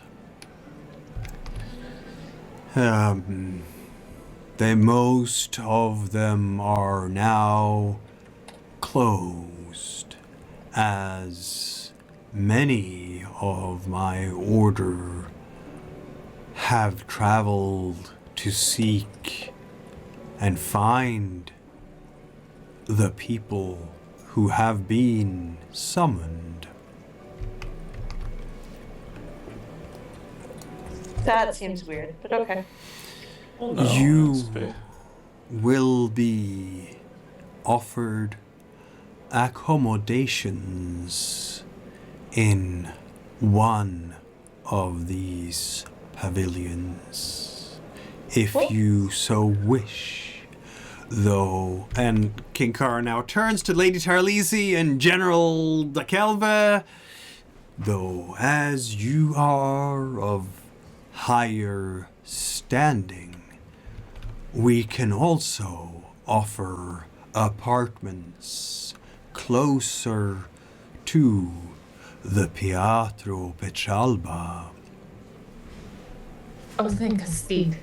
I mean, That would be don't get me lovely. wrong. They're lovely little hovels, but it's certainly more appropriate that we ensure that people know who we really are and our appropriate stations. I'm okay with the pavilions, for what it's worth. Concurs. Yeah, I just want to be close to where the person I need to speak to is. yeah. King Karos will lead you through the village, and people will just part like Moses parted the sea. The Because Zeppelin takes off. and the Zeppelin takes off. And through the village you go. It's not a very long walk. The cliff itself, as I said, it's completely white. That you can see all the little holes, the cave, the mouths to the caves, all up along the cliff itself. And Kinkaros will simply guide you onwards, since you have expressed a wish to have an audience with the Pietro Petralba himself right away. Like, why not? Let's do that, right? So up the stairs you go, and towards that strange, beastly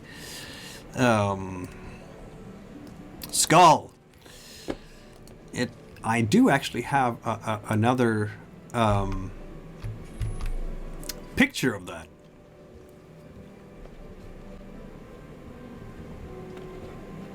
Oh, wow.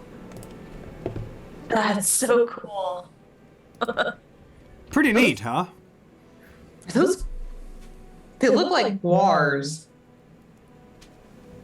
The little statues there in the bottom, Mm-hmm. right and left corner. Mm-hmm.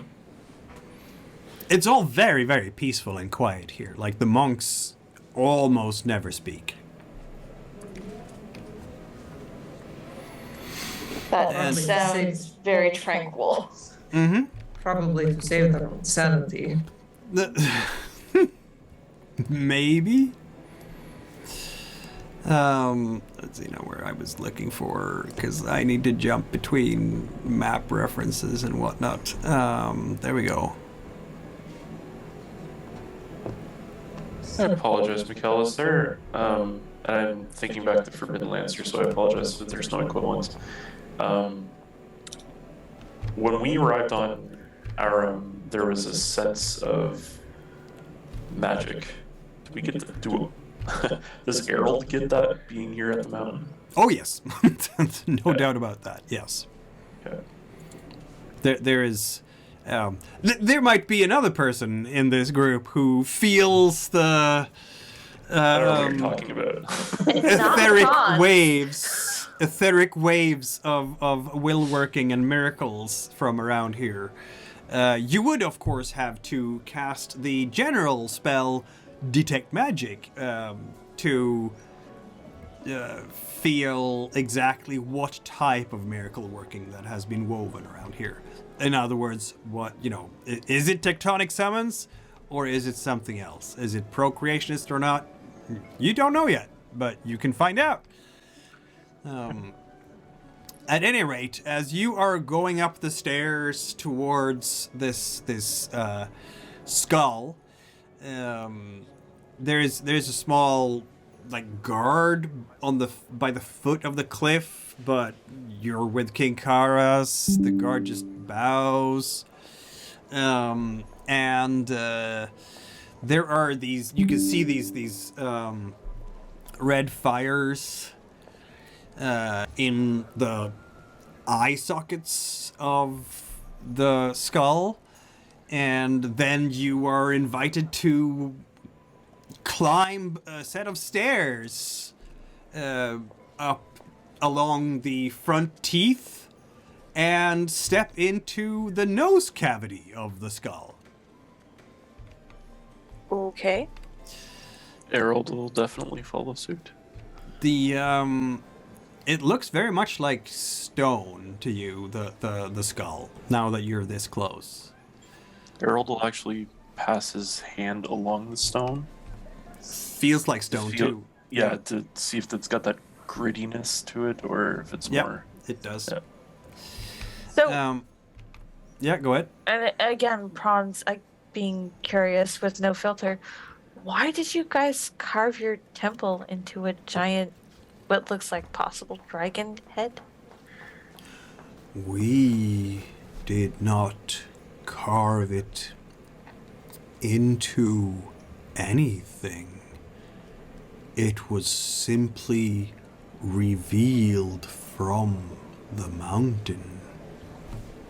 But it was always here.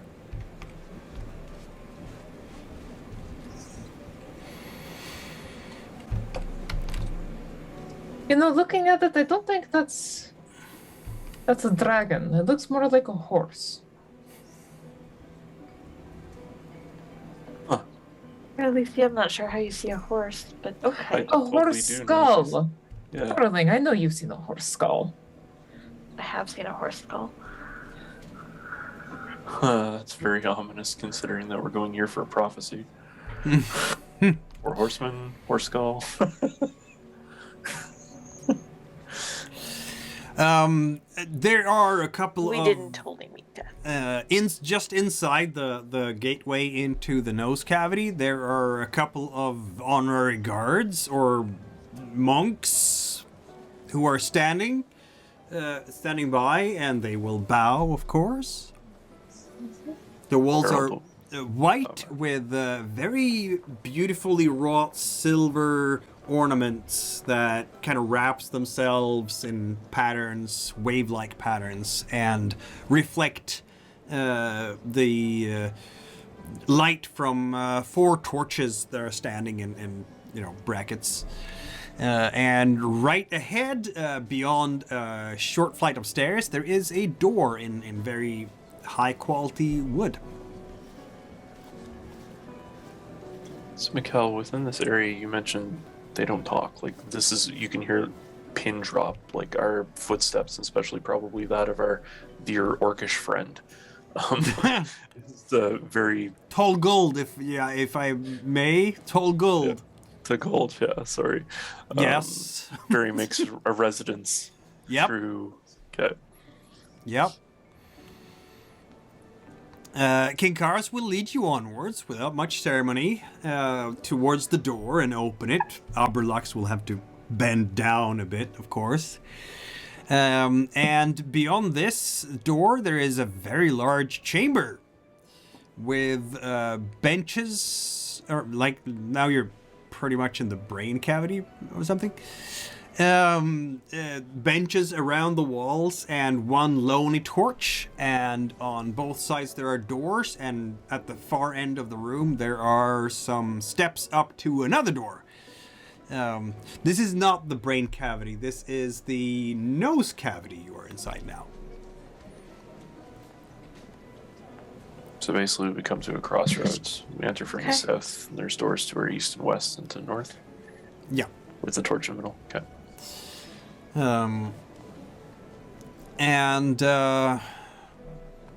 yeah, Kinkaris will lead you straight across the floor here and up to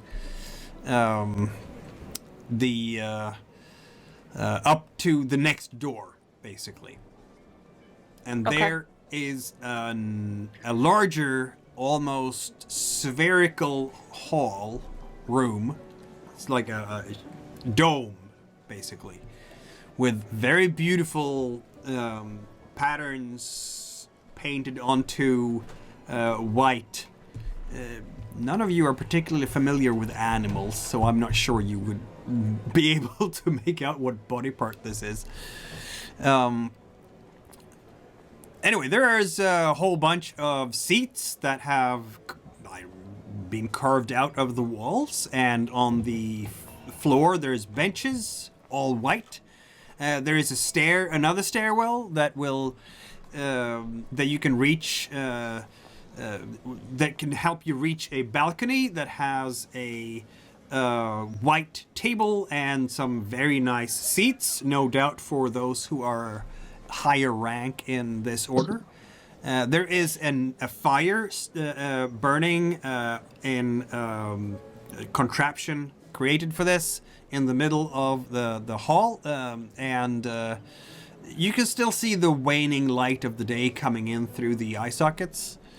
And further away in the hall under the balcony there is a door. But up on the balcony, of course, sits an elderly fellow who is dressed much like Kinkaris, except he has something red as well on top, and a very white-haired gentleman. And Kinkaris will lead you up to him, basically. I was gonna say, does Kinkaris do the introductions? Yes. Okay.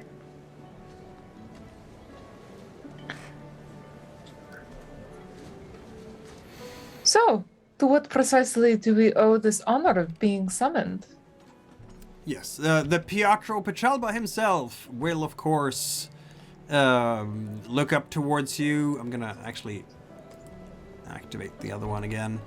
And put the token on his token so you can see him. There we go. He will stand as you come before him and bow.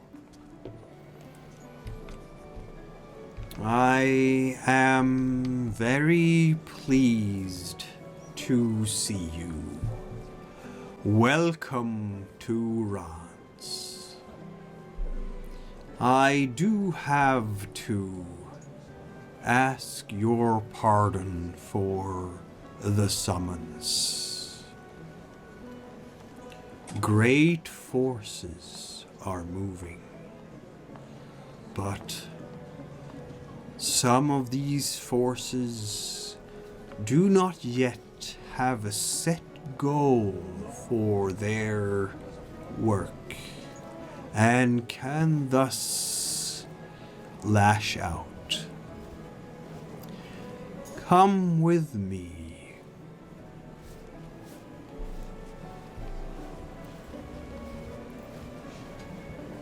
Erald to follow. I'm here. I mean, Yep.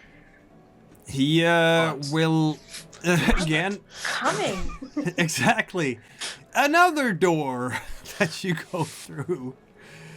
You I'm will being nice, damn it. exactly. What is this maze? We're going through doors and doors and doors. But it is true. That's what's happening. Yeah, and Taralese is definitely trying to memorize it, so that way she can at least do a very basic dungeon master with, marker and a battle mat kind of thing for the layout. She is no artist, but Erald is definitely leaving that to Gwillow. Yeah, he will actually lead you out to behind the skull. You come out on the base of the skull, and there is in fact a cave in the wall of the mountain beyond. And it's dark compared to all that inside the skull, where everything was so white and shining and filled with light. Here it's dark, it's dry. There is a small white stone pedestal and another opening to the left.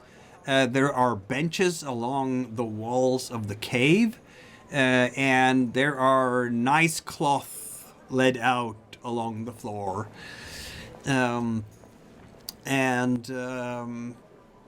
There is there he kneels by the pedestal. Behind it he produces several stone tablets and gives each of you one. This is the Vox Ranzina. I have asked you here because the prophecy concerns you. I am inviting you to stay here at Mount Ranz and meditate upon this prophecy until it speaks to you. You can make use of these chambers, and he's pointing in towards that opening further into the mountain, to meditate any time, night or day. Erald will look at the Vox Ranzina that was just passed to him and check to make sure it's the same one that he was reading before. It is indeed. Okay. Praanz will look at Taralese and then look back at him and just give this incredulous, does he realize who he's talking to?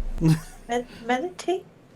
Oh, Taralese is trying her hardest to suppress a smirk. The only reason Praanz can tell is because they've hung out enough now to know that tell. That look. The Pietro will then bow yet again and return to the skull and just leave you to it. Kinkaris is still there, of course. I will be happy to show you to your lodgings, as well as to dining facilities at your convenience. You may meditate now or later as you see fit. Thank you. Would it be possible to take these to our apartments? We were told that they would be within the temple itself. Of course. Wonderful. And so, Kinkaris will lead you to your apartments, I suppose. We need to have a very long discussion. Yeah, your apartments will actually be down here, which is just under the Skull Temple itself. And that's... I guess...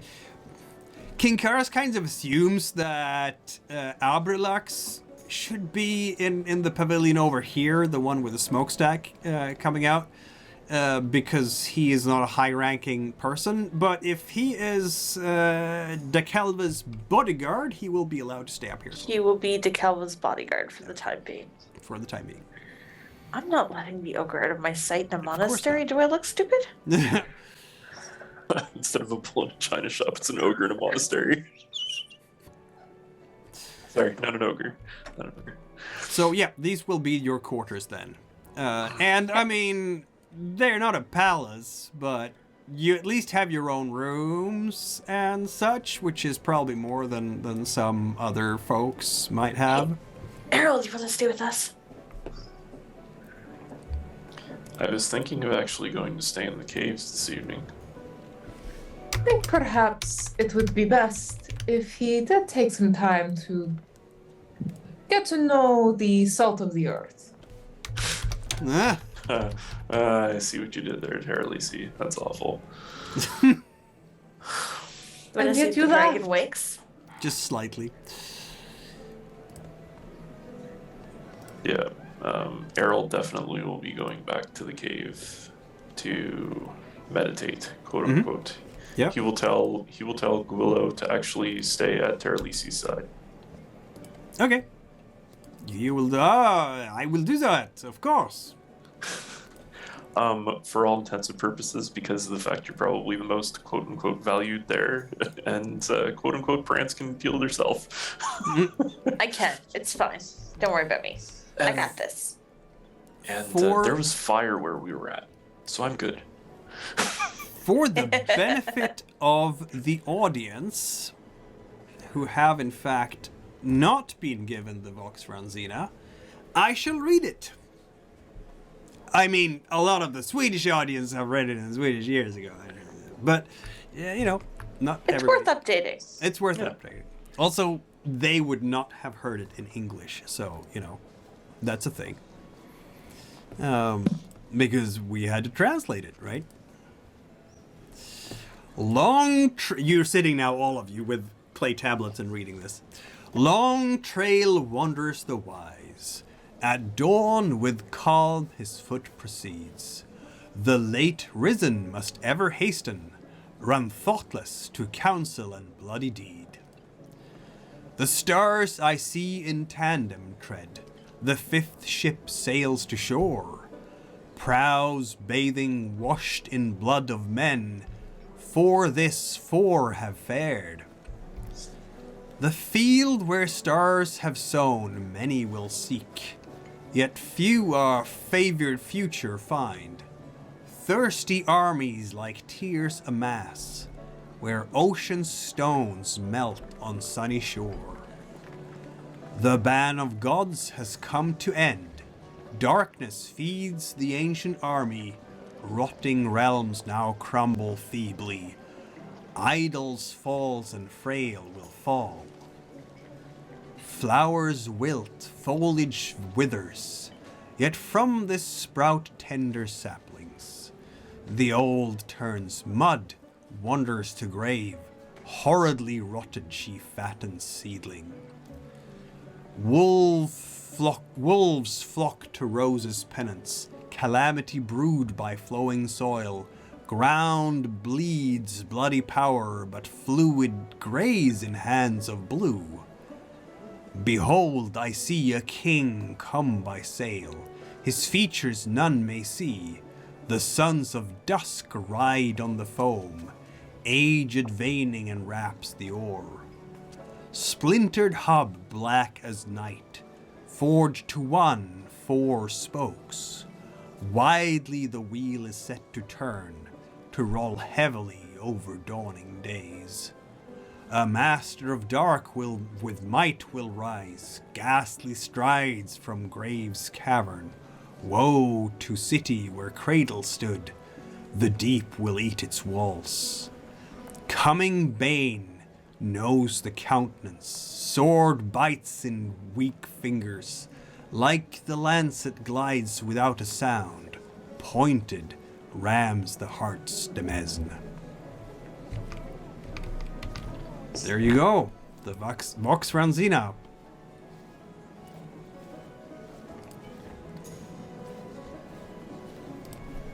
Did you post and pin that in our channel? I believe I have, but I can do it again. I don't Yeah, I think have. it. It's in the Budok channel. Okay. You want it in the agent channel as well? Of course you do. Why am I asking this silly question? It's also a little hard to read. You have to zoom in. Even zooming in. Fair enough. Oh, you want the words? Just the text, Just the yeah. text? Yep, fair enough.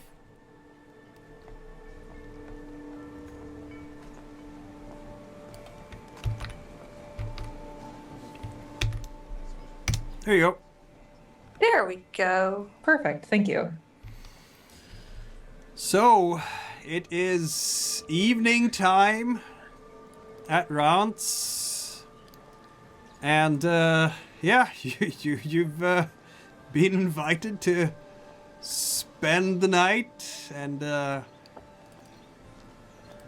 Oh, I'll spend the night waiting for some good old-fashioned revenge.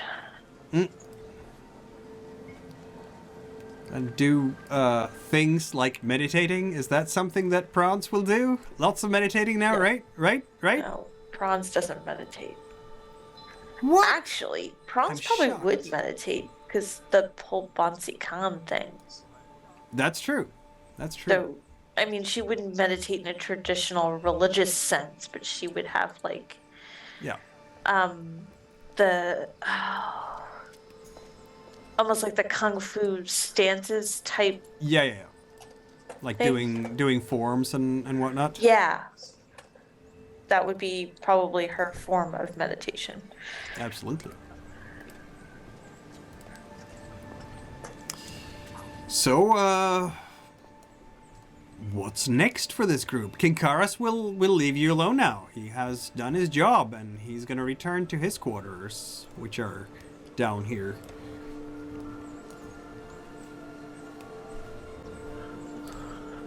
So, I apologize here, folks.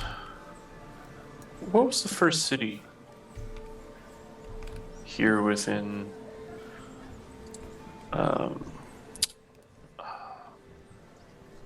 sorry, Pertona? The first city? The first city where Cradle stood. Or the cradle of creation. Well, Cradle for this realm. You know what, Erald? How is your scholarship? Absolutely awful because I don't have the dot in it. Yeah, that's a problem. Well, to be fair, he was also told about part of the reason why. Oh my gosh, why am I blanking on the scholar's name? Prior. Briar went to Marjora because they believed it was a cradle of a civilization. That's true. Oh, thank you. I Josh am- probably forgets more stuff than he remembers. Erald probably remembers this fine. Or does he with that level of wind? That's why Jess was a problem. Yeah, exactly. And I mean, it's not like Briar wasn't talking about it for 3 whole fucking months, that they were stuck on a boat with him. No, not at all. That totally didn't happen. Actually, I wasn't on that boat, so I don't know. Well, Praanz wouldn't know, but Erald would. Yeah. And he was talked to it. He talked to him more recently too, so it's more fresh. It's definitely still fresh. Do we know of anybody civilization-wise here that would have quote-unquote hands of blue other than our dear friends that Erald went to visit for the blue baby? Other than the I think the portents are there.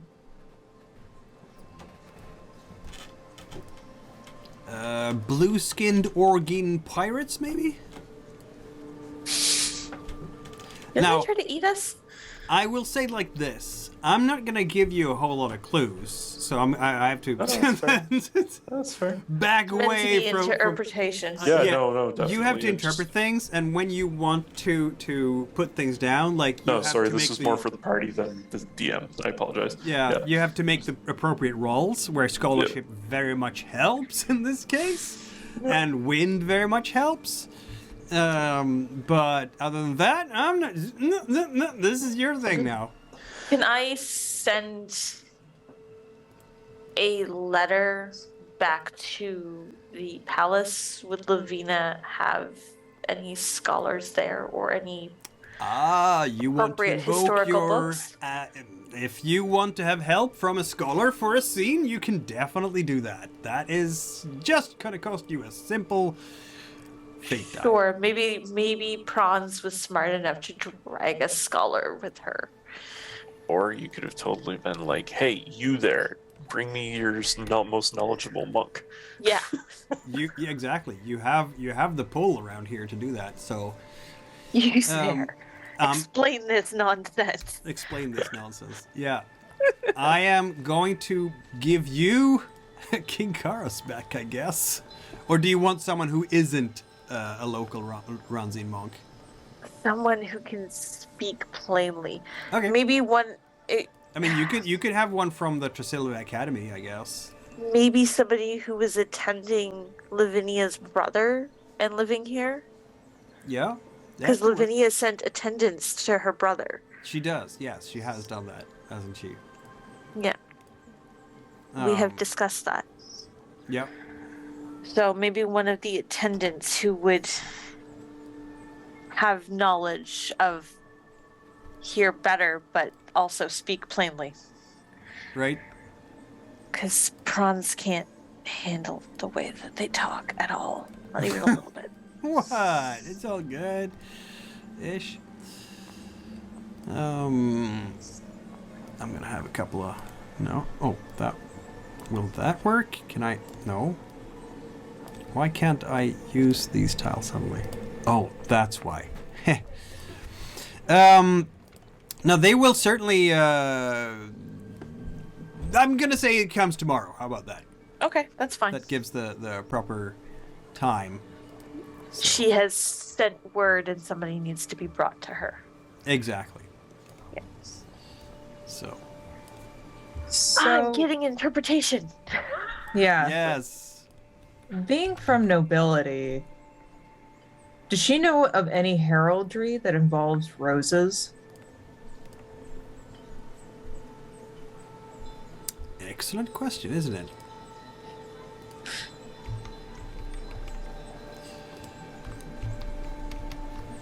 Let's see now. I'm gonna go back into the. What line are you referring to there? 21, I think. Oh, that one. Yes. Yes. Ah, yes. There will be noble houses that have roses in them. Yes, I'm gonna say that much. Sure, as accents, but not necessarily as the primary feature. Hmm.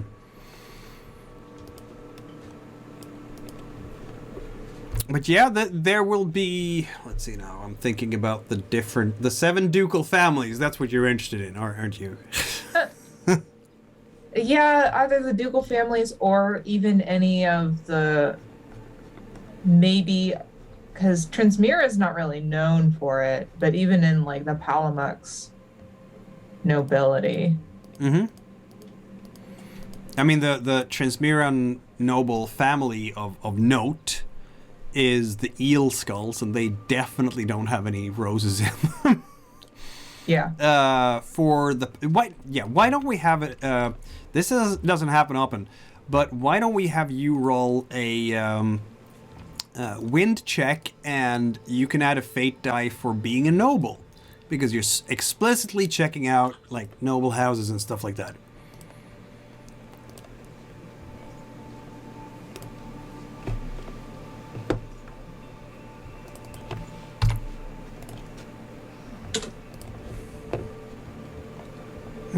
A vague. I'm gonna say that you are going to be, because this is success at cost. Are you exhausted by the time you've stopped thinking about all this? I think so. Probably. Between the stairs and the travel earlier today anyway. Being a long day, right? Yeah. Noble houses of note that could have you're drawing a blank on this, like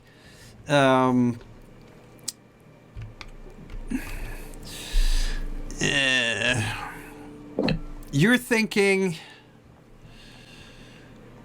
I'm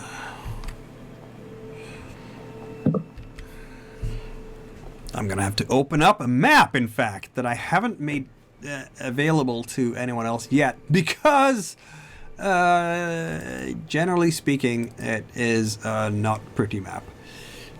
So the Trakorian flag itself doesn't have any roses in it. It has 2 red fields and 2 white fields, and the white fields have ships, and the red fields have a tower and coins, which is, appropriate for being Paratornian. The Palamuxi symbol is the tapir, of course, the sacred tapir. Transmira has a shield that consists of mountain ranges, basically, in zigzags across the shield in white, black, white, green, and white. And the Paratornan flag has sunbursts and towers. And the Safinan one is a blue flag with a spur, 2 bundles of wheat, and a barrel. So that is the different coat of arms for the various islands.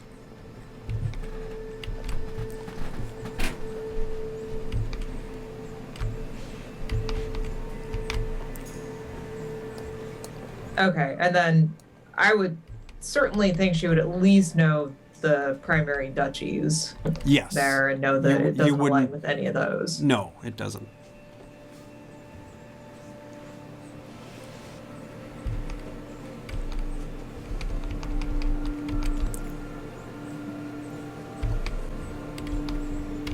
Brain gymnastics. Erald is going to go to the cave to meditate. Yeah, that's this is a tall order for him. He is not that kind of guy. Maybe he'll find some fire in the cave. Maybe. Praanz gets drunk and waits for her scholar to show up. This is not what she does. Shall I speed ahead to the next morning then? Yeah, I feel like a lot of this is something we should really take offline for drilling you for questions and knowledge of the world. Of course. I mean, eventually you will, right? So, and between sessions, as it were. So the night comes, and yeah, there will be some fires down in the from the village as well. You know, torches.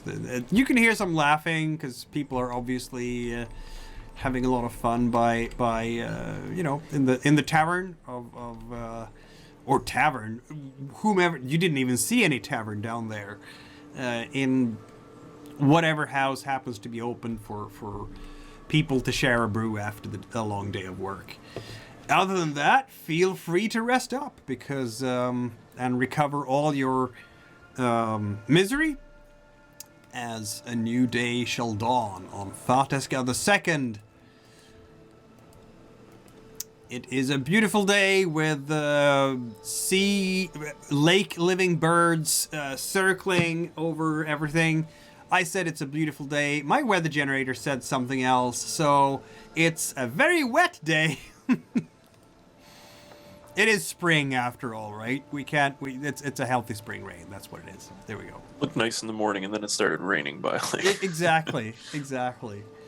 There are dining facilities here for people of your rank, and you know, the monks who are here. They're not a whole lot of monks. This entire place is very, very empty of people, but still a few who go by their business, doing their chores in the morning. You will note, in fact, that access to these caves as you come out today have been blocked off. Like, they have removed key ladders to go up there, and there's like a cordoning off to the holy mountain. I wonder why. You wonder why, indeed. But the scholar you sought, Praanz, will arrive. It is a Syntald who has traveled overnight with all haste.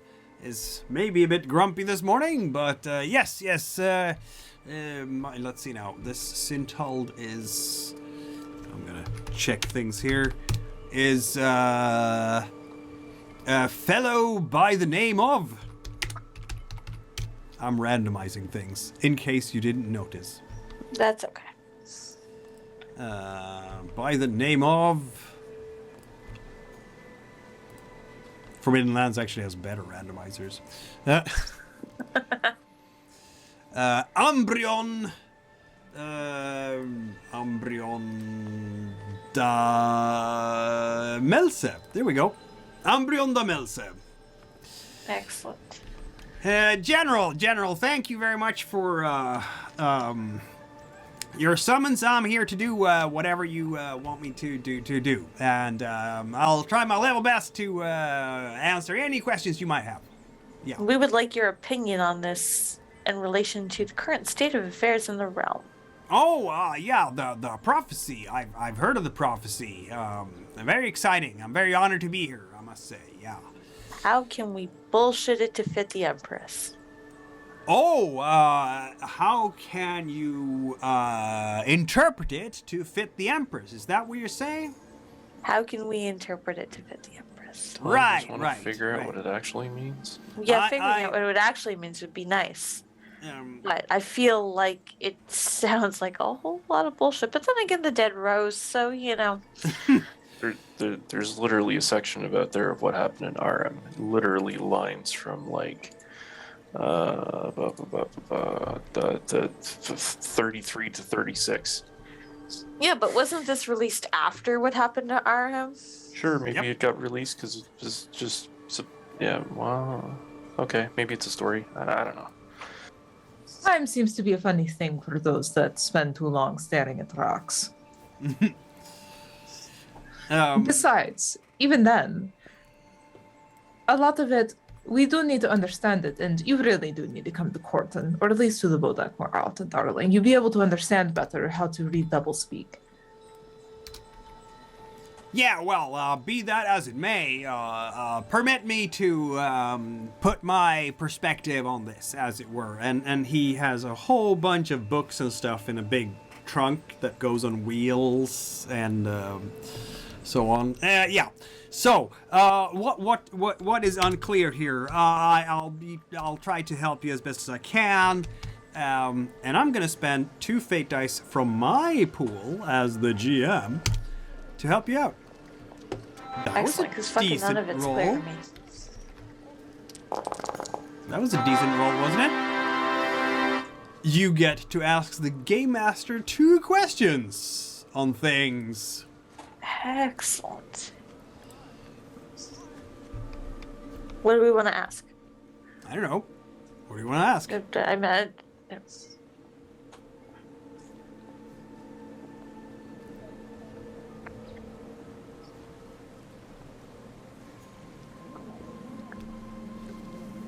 Is this a prophecy that has passed, or is a prophecy that has to come?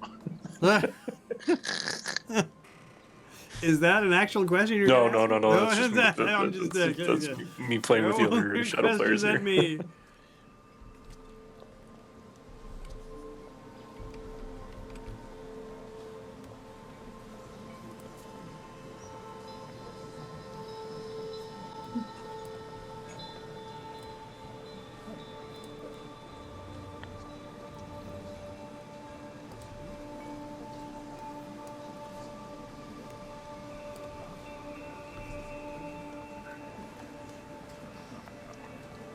Do we want to ask about the field where stars have sown?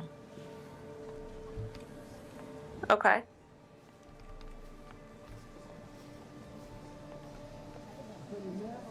Where does that stanza line up? Stanza 9 through 12.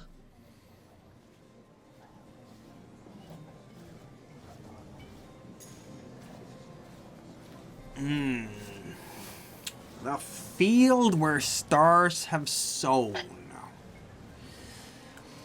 Well, when it comes to prophecies, and he has some kind of actual, looking glasses that he pokes on every once in a while, they speak of the future, of course. That is in their nature, right? Now, a lot of people, when they speak about trying to discern what happens in the future, they use various means of prophesizing. Some people will use interesting mushrooms that they ingest, or perhaps cause to make particularly interesting smoke to affect their minds. Others will read signs in algae or seaweed. There are those who look for signs on the livers of various animals.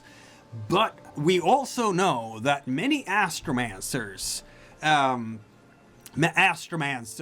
are in fact quite accomplished in the art of prophesizing and telling the future by looking to the stars. As it happens, Fuckers. Wait, what was that? Continue. Ignore her.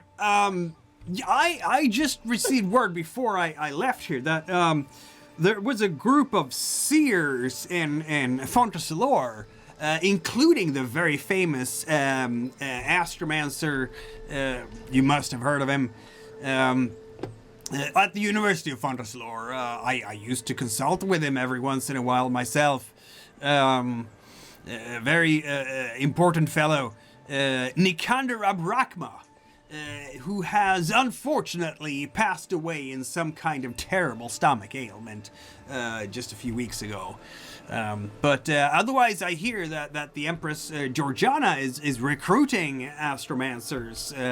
The very knowledgeable astromatissa Coriodia da Tribra, who was recently at the University of Mereld, in fact, has been recruited to the upstarts, the rebel court, the Infanteslor. By recruiting, you mean kidnapping prisoners. No, these ones went willingly. They're traitors. Possible. I couldn't speak to the politics of it, my lady, General. I wouldn't know.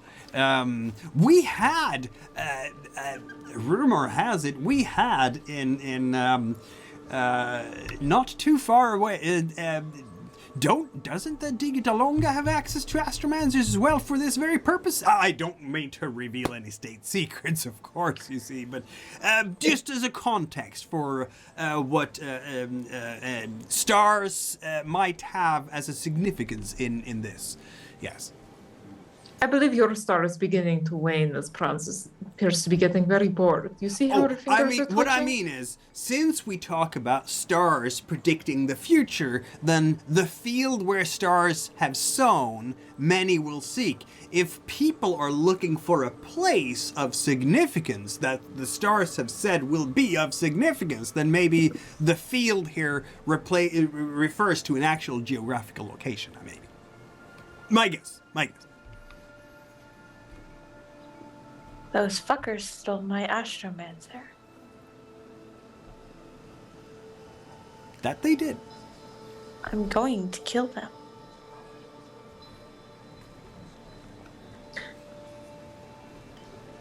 All right, so we need to hire another one. Yes. That seems to be the thing. Mikhail, that'd be considered creationist, wouldn't it? What was that? That would be considered creationist, wouldn't it? Astromancy? Yeah, sure. Just checking where I lie on all of it. It's all good. Nothing to see here. Doesn't involve the dead and doesn't involve trying to control or manipulate someone. I think Exactly.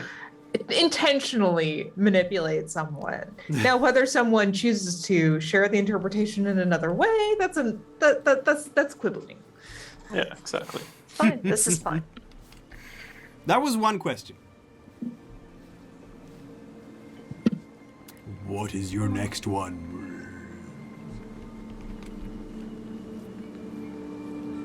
Are we still curious about the cradle? No, the cradle is definitely Aram / Majura. Okay. And yeah. At this point, Briar literally. Do I have access to that, Mikhail? Or is that what? there in Briar's notes? Because remember, he quote unquote gave me a copy. Yes, you do. Okay, I'm going to share that with the class. So you basically see Erald dig in his backpack for a second and pulls out a book. And I'm going to share this with everybody in the Discord agents section. So that way it just makes it nice and easy and you can all open a document and look at it. I'll pin it for y'all. So, how would that connect to the Vox Ranzina? Well, Erald basically opens his book up in front of you and says, so when I met up with Briar, this might be a bit more of light, and I basically turn it around so you guys can read it at this point, and basically tells the story of exactly what happened according to Briar. But the key thing here is, and I kind of shuffle through a couple of pages.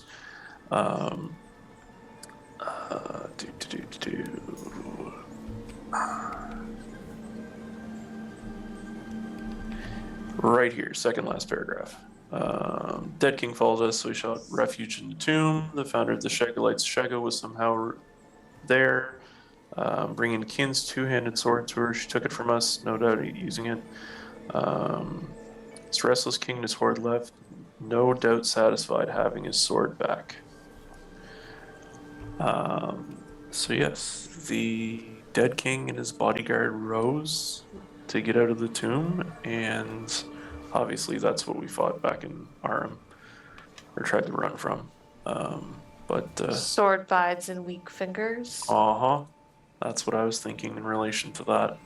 Is like the basically, lancet glides without a sound.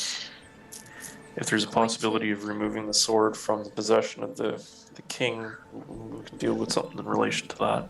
Pointed rams the heart's demise. I wonder if you have to stake him with his own sword. Well, the exact pronunciation here, demise, is actually more along the lines of possession of one's land, not as in demise. Oh. Doesn't mean I can read it correctly. I think it's fine. perhaps Praanz. referring to the heart of something more specific. Yes. It's an invasion, is what it's referring to there.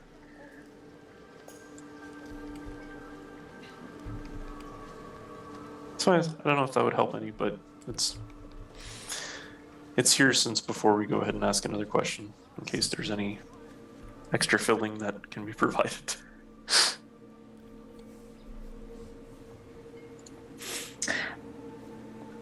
I think we should ask about stanzas 21 through 24. Because that's the only one that's really throwing me a little bit more.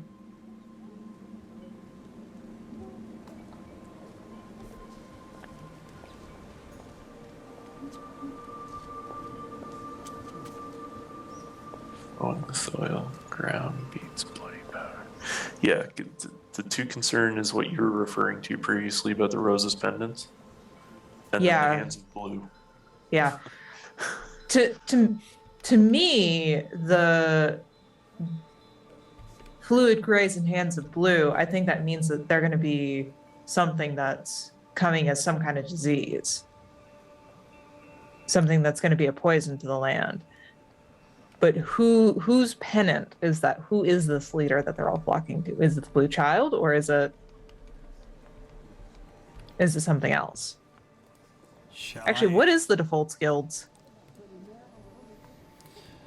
In what context? No, Harold that's speaks like a of? beaker or something. Nothing with Okay. the roses. Well, I wasn't sure since their money is literally made off the poppy industry. I mean, that's a fair point. That is a fair point. What about the false Empress? Empress Georgiana?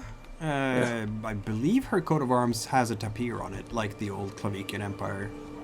Okay. That would be double too check. easy. It would be too Yeah. easy. Wouldn't it? Yeah.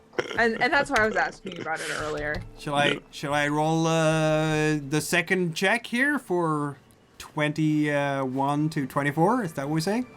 I think so. Yeah, All right. that's a lot better. Yep. I mean, you already had the question. Why am I rolling? Anyway, that means that I get my fate dice back. I can... so I'm just gonna adjust the dice in the chalice because I didn't actually spend any to answer your question because he's already answering the question. Very well. Yes, my lady. Excellent question indeed. Yes, we have here several... one of the problems with prophecies is, when is a stanza an allegory for something, and when is it speaking directly in a more literal sense, if you will? And this is a source of contention among Sintalds near and far. Always have been, always will be. I predict that. See what I did there? Yeah, I'm a funny fella. Probably. Yes, you're a rapier of wit. Yeah, that's what they say in my department. How did you know that? Yeah, exactly. Anyway, I was gonna say, I don't know. Wolves flock to Rose's penance. This to me smacks of some kind of armed conflict, perhaps. But Rose's penance, yes, I'm not sure of that one either. Just like you, I have my doubts. Calamity brewed by flowing soil? Flowing soil. Flowing soil. That's obviously lava. Not necessarily. Not necessarily. Remember Crinden land. That land flows, doesn't it? It changes shape all the time. Light quakes, moving valleys, mountains even. That could be a flowing soil too. But it could also be lava. I'm not sure which one. I'm kind of, 6 of this, half a dozen of the other. What was the name of that other land? Crinden land. Crinden land. I Okay. can show you That's on in the map. Palamux, right? Nope, it's in Sofina. I can show you. Oh, perfect! I can show you the map. There we go. Here is I can Sofina. show you the world. So, yeah, you're very happy to hear that. Crinden land is here. Yep, right at the end of the Vadel Ridge. Yeah. And it is famous for magic anomalies, including something called light quakes. Nobody can go in there safely. Last time an expedition went in there, the Sintald can tell you about this as well. The only survivor who came out of Crindenland and actually managed to get back to Crindenmar was twisted out of shape in so many ways. Spent his last few months of life basically as a paid-for attraction at a freak show, and then died. And none other of... Because he was physically altered by the lands itself. But that's my thinking about flowing soil. Could be ground bleeds bloody power. Now, that could either be the light quakes of Crindenland, maybe, or it could be lava, as you say, like the volcanoes. Where are the big... We don't have a whole lot of volcanoes around here in Trakoria, the way I recall. Let the game master look that up.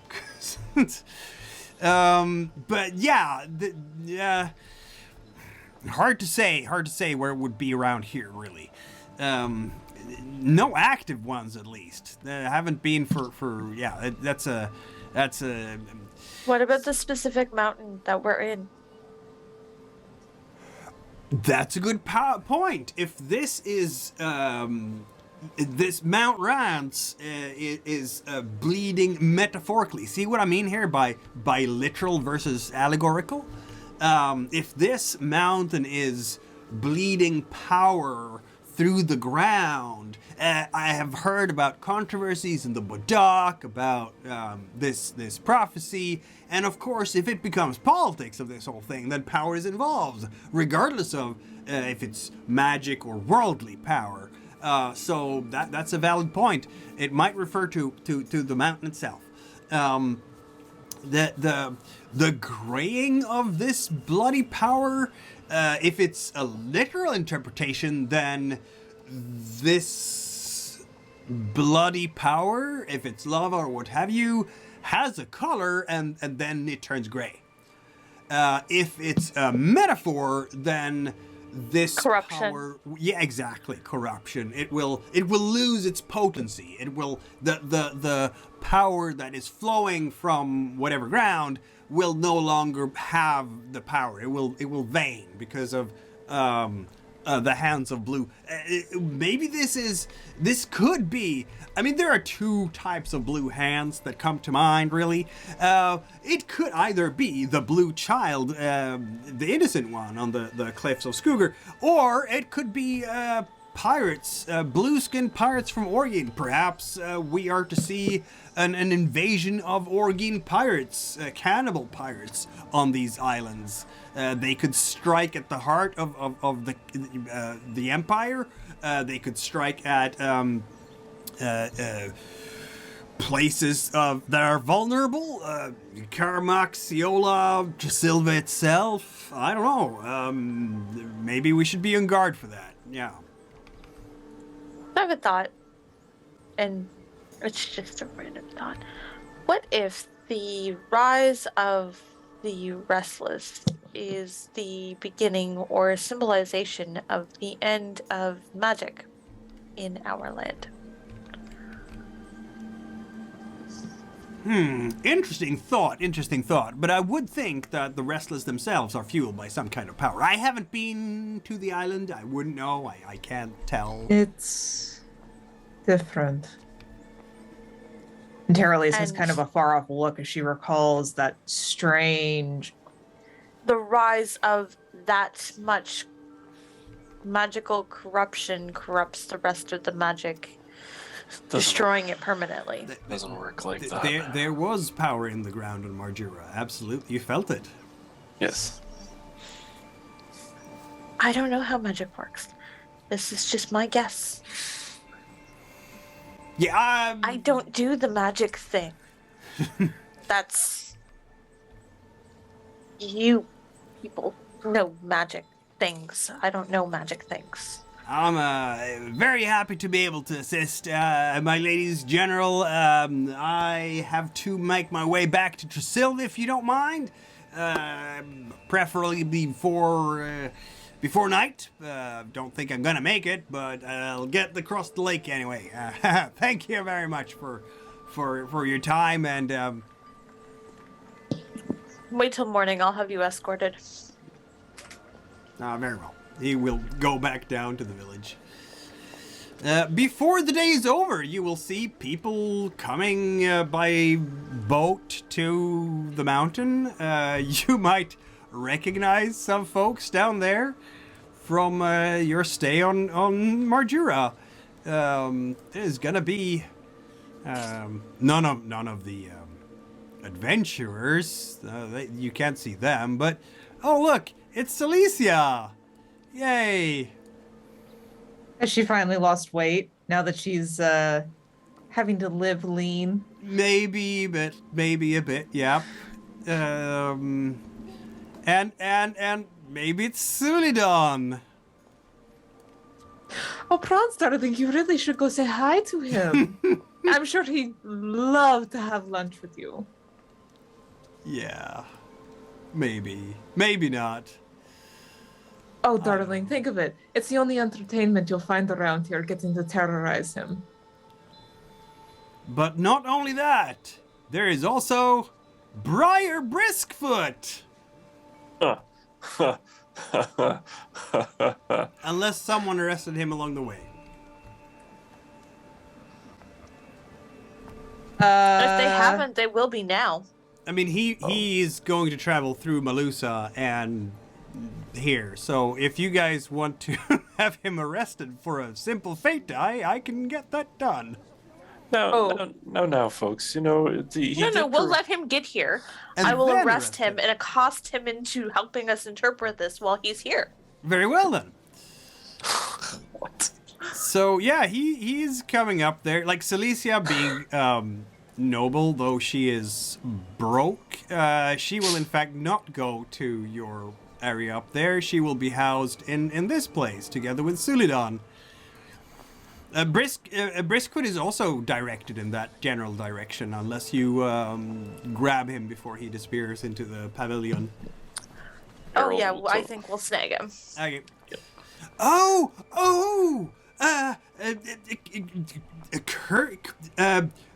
General, it's General now. Yeah, Barú, Erald, the Mereld again. How nice to see you. I'm so pleased. My lady, Taralese da Bravaleti. We haven't seen each other since. When was it? Was it Marjura? In fact, we haven't seen each other since Marjura, have we?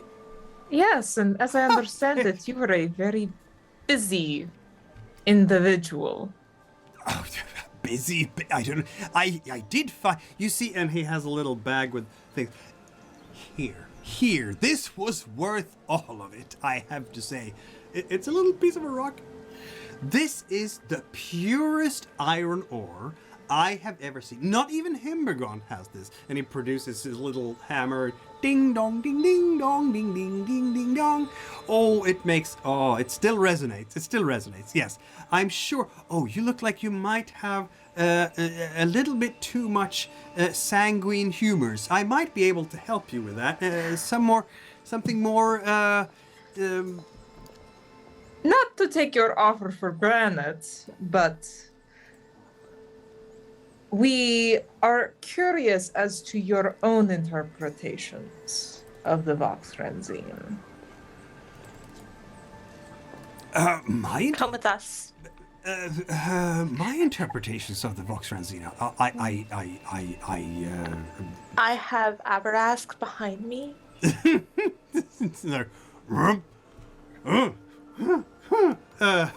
Yes, of Friar, course. As you can tell, this is purely for educational purposes. You know, it's Yes, of course. You are interested scholar, such as myself. Of course you are. Yes. I'm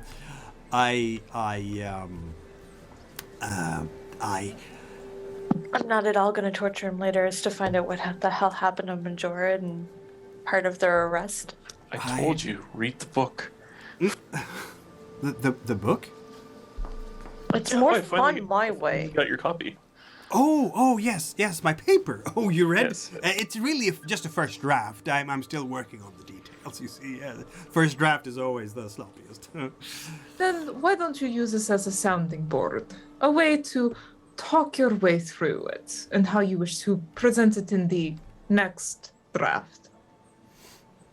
Yes, well, one of the things that I really need to pay more attention to in the account is to describe the habits and the anthropology, you could say, of the local Majorans, particularly the Kvuers I found very interesting, but also the regular Majorans in Arham, and also a more maybe intimate description of the giants, who were quite the peaceful individuals until they got enraged. It was quite the sight to see, I might add. But of course, I also have to expand on this, and he points to the ore, and do a proper drawing of that entire island of ore that the Iron Tower sat upon. Yes, I do have to do that. This is absolutely true.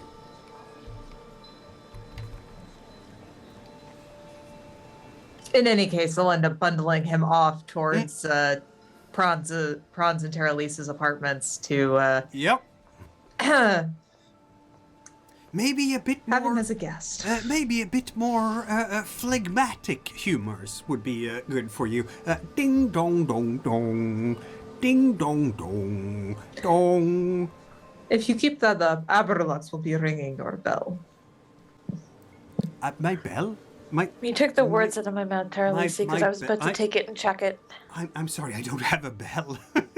I have these rock samples, you see. Stop dinging the rocks. But they have medical purposes. Stop dinging the rocks. Very well, then. It's only for your own good, you see. I have to test my hypothesis, and... We are trying to help preserve your health. Put down the rocks. Puts down. She says, looking very pointedly at Praanz and down to her sword belt. Puts down the rocks.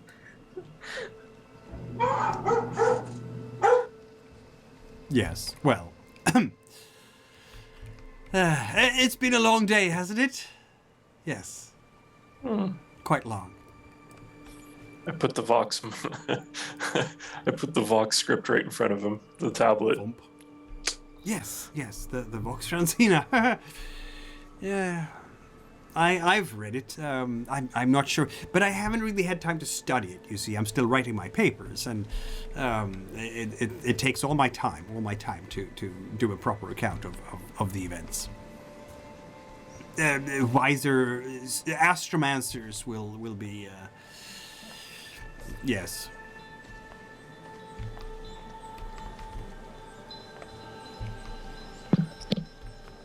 Well then, feel free to relax and recuperate your humors here in the apartments. I will do that. I will do that. Yes. Don't leave the apartments. Of course not. Of course not. Yes. Gio, Yes. could you be a darling and help with that? But of course. I think we should write our respective duchesses and have an astromancer contacted. Or Yes. bot. Whichever. I certainly agree with that. Am I gonna roll Briar's scholarship? Is that what we're saying here? Yeah. Yeah. I mean, Because if only he has- doesn't interpret it willingly, It's by knife Praanz is point. ready to beat him out of it. He's going to... He only has, 4.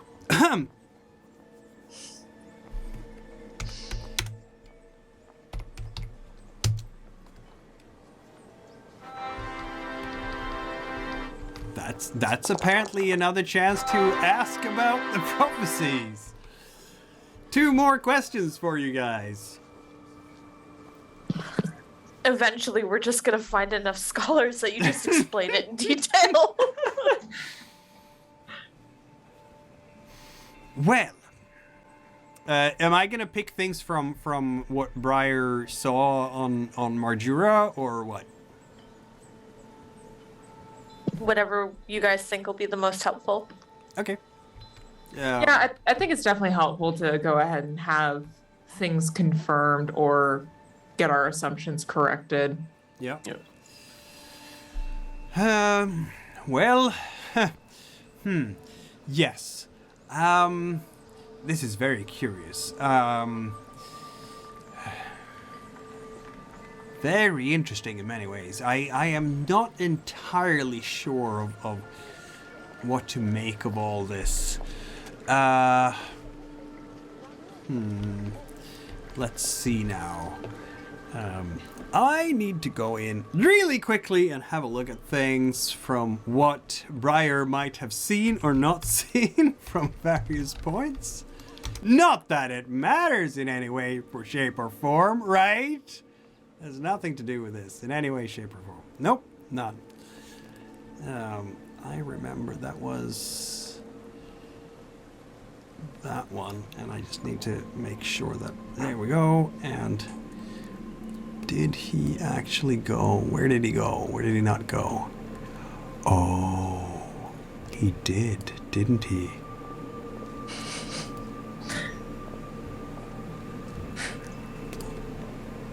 He saw a lot. He saw a lot. He was around on Aram and Majura pretty heavily. Yes, he was that. Well,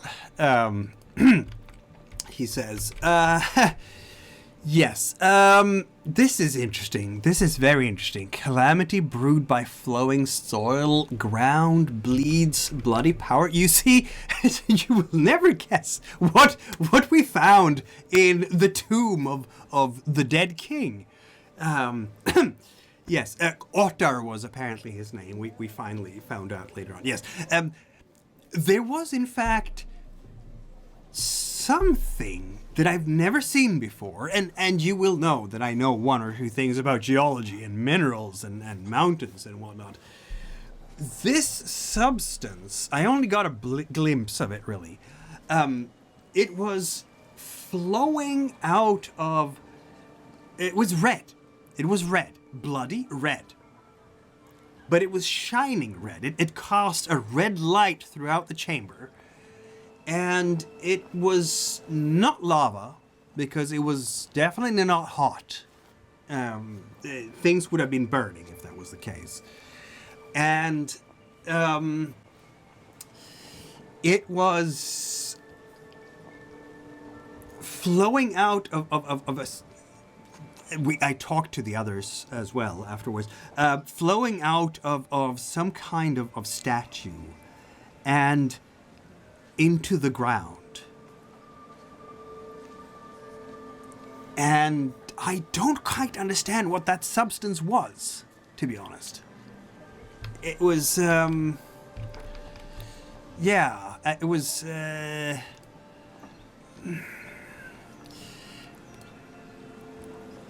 liquid stone of some sort that wasn't lava, strictly speaking. Yes, it's very hard to put my finger on it precisely.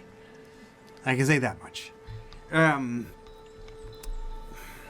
It's just when it says ground bleeds bloody power, that is where my thoughts go. I think I recall.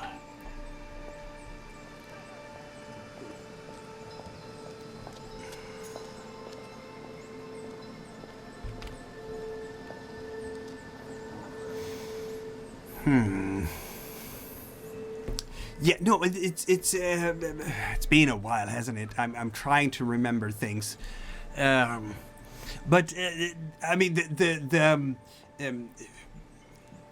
darkness feeds the ancient army. That really does seem like the restless rising, does it not?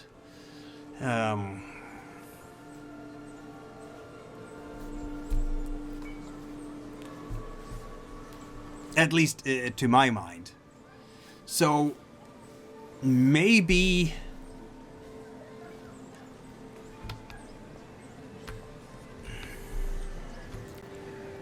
Hands of Blue. Could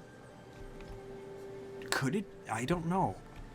Could this fluid from the ground be affected by Orgine barbarians?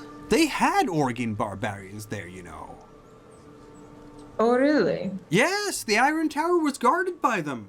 The Shaglites must have contracted them or intimidated them or something. But they were there. They had the barracks all for themselves. Of course, we came with giants, so they were routed fast. But they were killed, and now, of course, they must have risen. So that means that there are now restless blue hands on the island.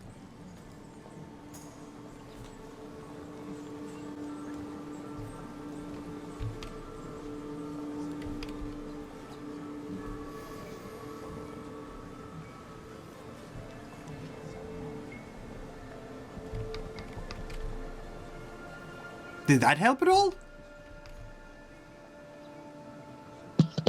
Certainly confirm some suspicions. You could probably ask the monks here at Mount Ranz if they've ever heard of a red liquid that's not lava that flows in mountains.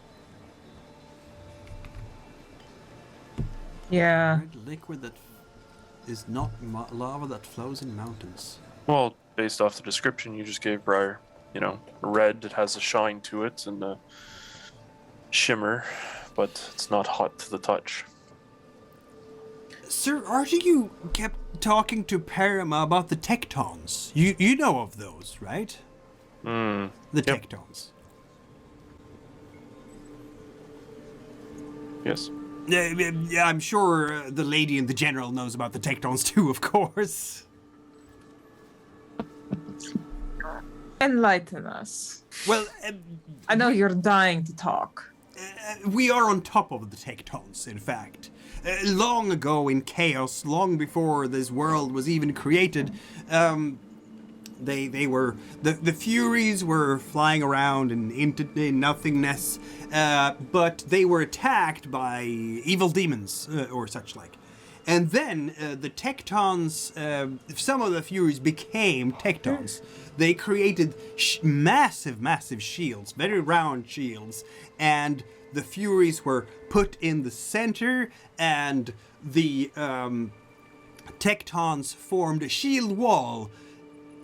Some people say flat. I'm inclined to think it was a flat shield wall, though some Sintels have said it's a globe.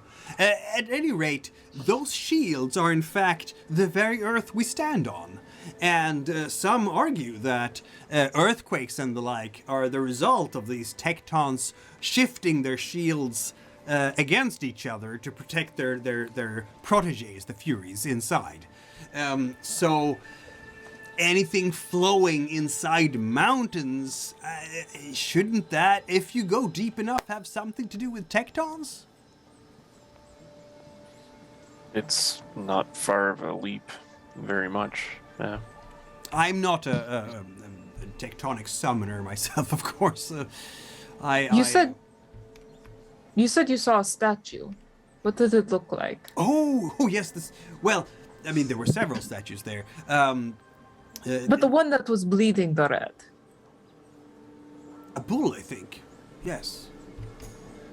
Which is interesting, because the other statue that we used to enter the tomb was in the shape of a minotaur. Apparently, the Krudi ancient civilization did like their bulls.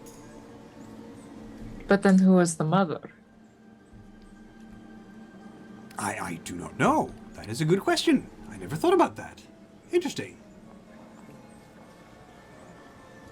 The bull had a hole in the throat, and that's where the substance came out. Much like, if you cut, yeah. So more like one that was sacrificed. Yes, quite so. What do we know about the harpies? Or rather, what's known about them? About the harpies. Oh, I don't know anything about those. No. I thought that's what you kept saying. No, the tectons and the furies I was talking about. Furies. Yes. Yeah. No, they are supposedly in the middle of everything and burning very hot. I think. But the furies, Yes. they're females, right? I don't know of their gender, to be honest. Depends if you're Greek or not.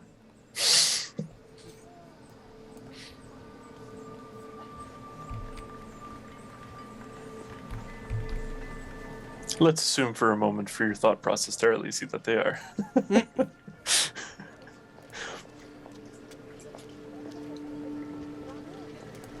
I'm just wondering what if they're the ones who birthed that Minotaur statue? What if this is some kind of sacrifice for them?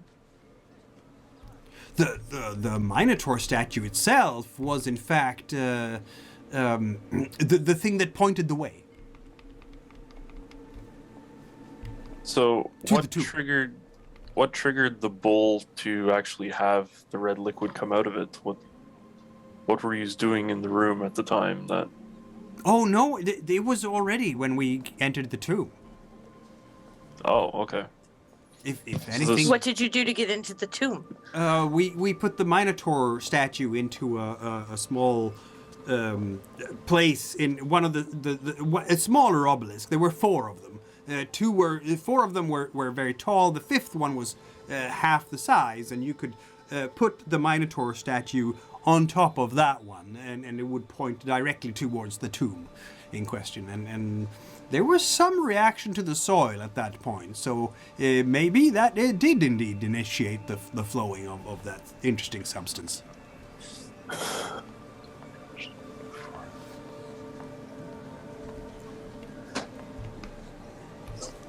So if this does have something to do with tectons and what have you, shouldn't these mountain worshipping monks be able to do something about it? They probably know a bit of it and probably can help us with it. And Brian, just to make sure I understand correctly, you said there was 4 tall minotaurs and 1 smaller one that No, there were basically 4 was placed. tall obelisks. and a Obelisks, smaller one. sorry. And we put the Minotaur on top of the short Oh, I ones. apologize. Yes. Good. How many tectons did you say there are? Oh, I have no idea. That is a fascinating subject of study. Hard to tell, because it also implies knowledge of exactly how large our world of Argond is. I couldn't tell you. Oh, come on, the Egyptians were able to measure it. Actually, with relatively good accuracy. Same thing Yep. with the Greeks.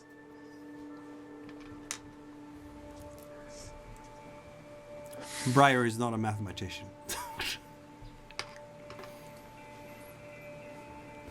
But he is a scholar, which means he picks up a lot of random shit.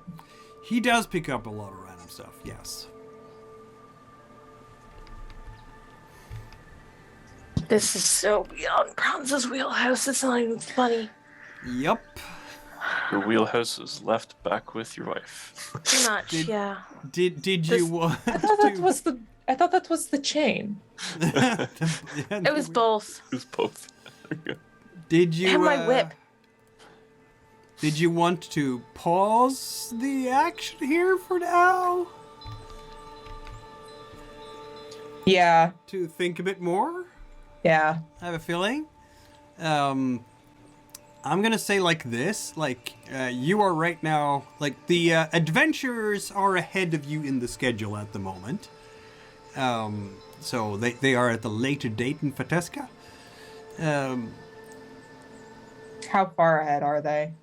A few days. It really depends. We could do a time jump and such like. I don't really know what you're gonna do at Mount Ranz beyond this. The monks are not gonna keep you here if you don't want to stay.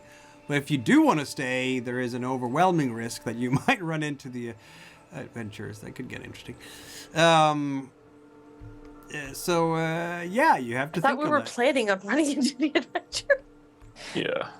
I think from Erald's end, anyways, you'd probably try and dig out a bit more in relation to talking to the monks here, specifically about what we just talked about with the tectonic plates and the other red liquid that's not necessarily lava or hot. And then additionally, it's, no offense, a spot where we can politely smash face with players. It's Love you, also players. a spot, I think, because Taralese and Praanz need to figure out where the current interpretation of this prophecy came from, and if it came from these monks or if it's coming from directly from the other Empress's mouth, Right, yeah, no, the and monks... squash that interpretation. The monks here have not interpreted it at all officially. They make no... If when you ask them, and the Pietro can accept an audience with you at any time during these days, and like, no, we're not making any interpretations. What the interpretation currently is, like any official interpretation, what this about... Some nobles in the Paratornian Bodok were stupid enough to jump the gun and just assume that it was anti-Trakorian in that type of self-inflicted wound style that you see sometimes in politics.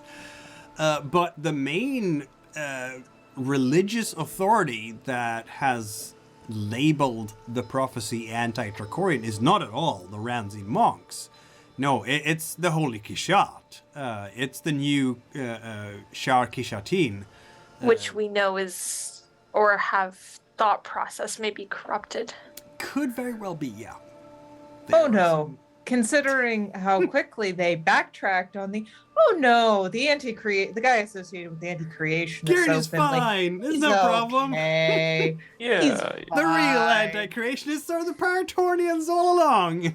Don't worry about the murder that happened inside your own house. Yeah, right? There's a reason Taralese very quickly was like, oh, Samberson wants to talk, or, if Samberson's willing to talk, I am willing to help him start a holy war. Oh, yes. Yeah. And it So, shall. yeah, there are several directions you could go with this, and, one is staying by rounds for a bunch of days, and another is, okay, this is as much as we're gonna get from the Ranzian monks, and we're going back to wherever we want to be and do the politicking thing now. It's entirely up to you. I feel like after a certain point, Taralese would probably go back to start doing the damage control on the politicking end, since she is the politician and she's not really much of a fighter anyway. Fair But point. there was one point you said that they had pulled up the ladders to the temple. Yeah, Was so that to not the was that temple, to the it's- temple it's period, it's- or No, it's the mountain. So these caves down here. To the south, okay. You can't get up to those. And King Karos will be happy to explain that that is where they have been listening to the mountain all these years and generations. And obviously, since the prophecy is completed, the mountain has nothing more to say, so no one should access it anymore. To give the mountain peace. Don't want to disturb it. That's the official explanation. Yeah, I feel like Taralese, especially now that she's finally been able to lose that babysitter she didn't want, probably start doing some clairvoyance. Ooh. On the oh my gosh, I'm never gonna remember his name. The leader here. Piotr Very Petralba? true. Yeah.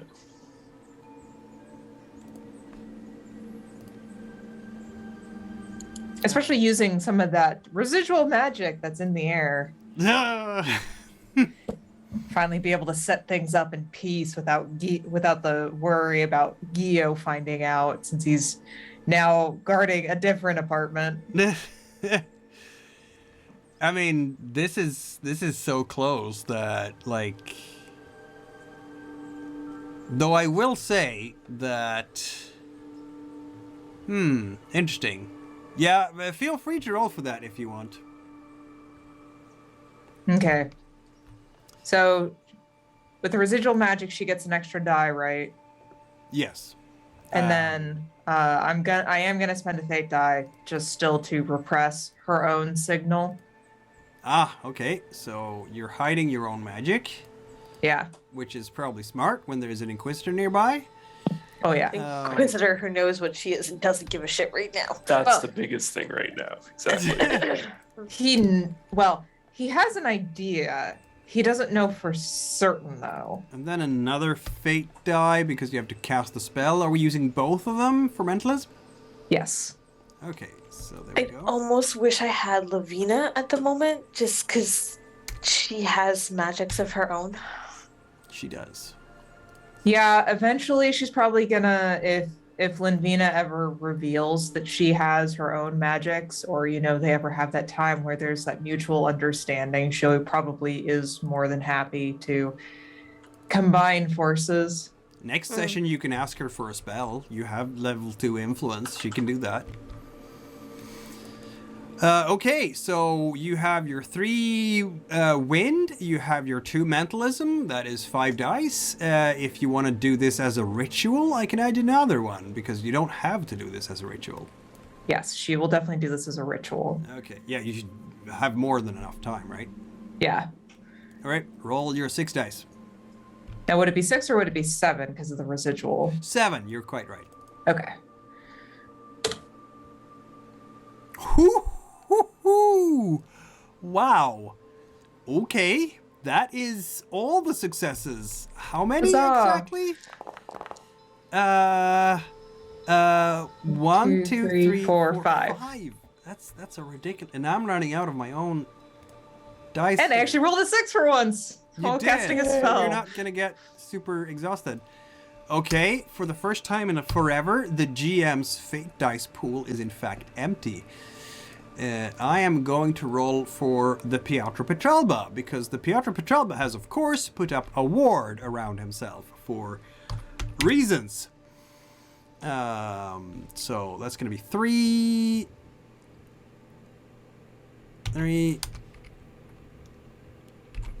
7 dice.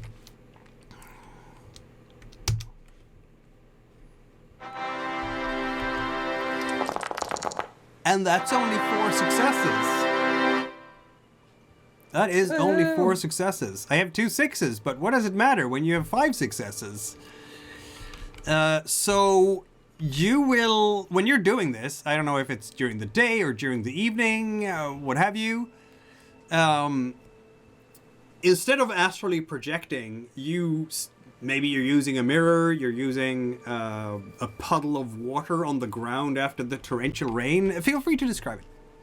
Oh no, she's definitely pulling out one of her silvered mirrors and using it to concentrating in it to use it to imagine him and then where he is within the temple. Right. And you will see him there, and he is he has paper documents. He has all sorts of administration, because that's what leaders do, right? How many barrels of ale have we required to all our guests? There we go. So there's that.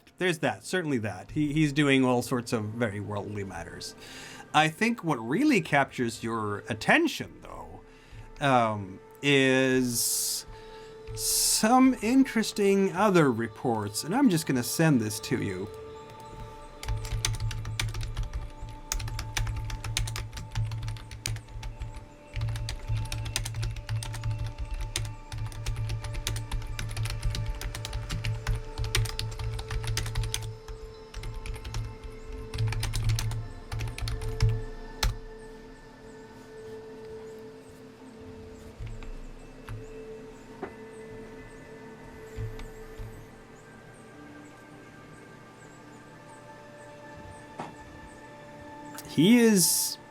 His face, like, you see this, you're coming through a ward. There is a ward around him. It's hard to get through this ward with, it's everything inside this ward that he has set up somehow using his own meditations. And it's like the rock itself is trying to keep you out, even with your clairvoyance. It has hardened this rock, this skull of rock is not just a skull of rock that keeps people with, with mundane tools, but it even makes it hard to see through it through using magical means. So anyone who tries to do astral projection or other types of magic, it's going to be hard for them. It's going to be like walking into a wall if they are not strong enough, which you in this case absolutely was. Yeah, that is, he has taken precautions. He is a worried man. Very much so. Were there any other details about like where they were killed? Oh yeah, there are locations like, apparently they've been found both like I mean, we're talking now the 2nd, so he's still waiting for reports. You can tell from what he has on his table. Like, he has a list of names of monks, basically, a ledger. And they've been sent to every single island. But the monks, he hasn't heard reports yet from the monks who've gone to Safina or Trinsmira or Palamux, because it's fairly early. But he has heard reports from several on Paratorna who are dead. And he has sent others out in their stead. When did that start? About a month ago. And does that align with when the Vox Ranzina was first read, or? It came after, yeah. He started sending people out after they read Vox Ranzina, and then this started happening. In fact, the first monk that was sent to collect you guys was sent 2 weeks ago and just disappeared.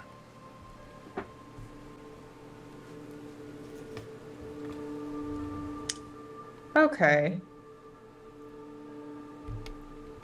Taralese is gonna, especially where they sent those monks. Were any of them in southern Paratorna, where I have more influence and can, send people to inquire about such things, and or start shadowing Ranzine monks, and if they're sacrificed to find out who's been killing Ranzine monks.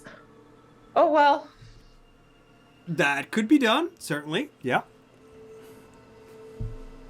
But Taralese will go and Praanz just at some point. Darling, I've been doing some navel gazing on things. As one does. Not that kind of navel gazing, darling. Save that for your wife. To each their own. But It seems that there might be some issues with the Ranzine monks being killed. Targeted, it seems. Interesting. He seems to be waiting for reports from other places, but apparently our guide was not the first one who was sent to try and find us. The original one was killed 2 weeks ago.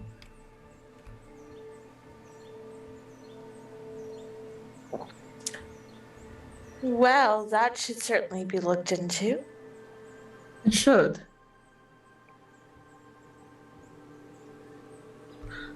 I think we need to go visit Erald. I think I'm gonna have to double the guard on my brother-in-law. Certainly you're going to need to send someone to shadow him.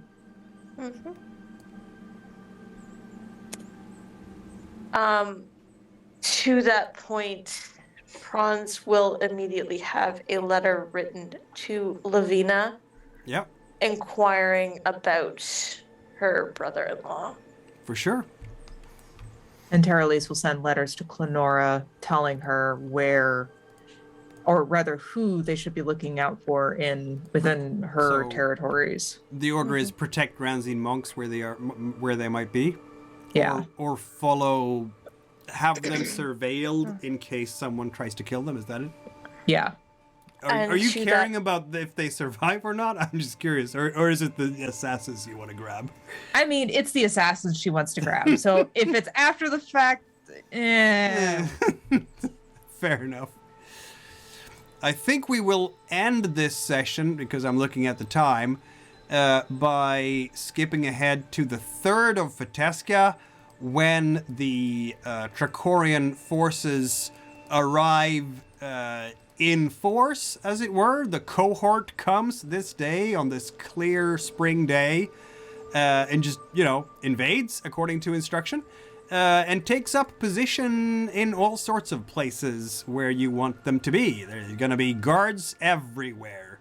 There's going to be like a tent encampment here, I guess, in the middle, and so on. Even as more people are arriving by ship who have been invited by the monks, some of whom will probably start a bit of a party in the pavilion over here because they're bored and have nothing else to do. Like, they've been invited to read the Vox Ranzina and meditate on it until it speaks to you as well, just as you have. Some are not taking that terribly seriously. It's whatever. We're living large on the monks' expense. Silesia doesn't have any money for her own, so. And that is, yeah, go ahead. Oh, I was just going to say, Taralese would communicate with Erald about the Ranzine monks getting targeted. Yeah. What is Erald's reaction to that? He will send a correspondence off to Simpson. Yep, I bet. You basically say that, trail them once they hit the Sephiria or wherever they're going to be. Yep. And additionally, yeah, it sounds very conspiracy-esque. Lavina will be sending messages out to her other resources Yep. that we have set up. These poor To monks did keep- nothing. Keep your eyes open for this. Very well. So we have on our hands a sudden murder mystery. Actually, a serial murder mystery in a way. And in a couple of weeks, we will be back and see if these agents can find more leads to it. There might be a time skip ahead. We'll see. I have to decide exactly. Because at this point, you're doing inquiries into that, and we can abstract some of that time. And so on. So welcome to The Eyes of the Oracle. The book 2 has now started for you as well. And I have no idea how this is going to end. Great forces are apparently acting behind the scenes and in the shadows. Scary stuff. Bye, everyone! Thanks, Bye. everyone.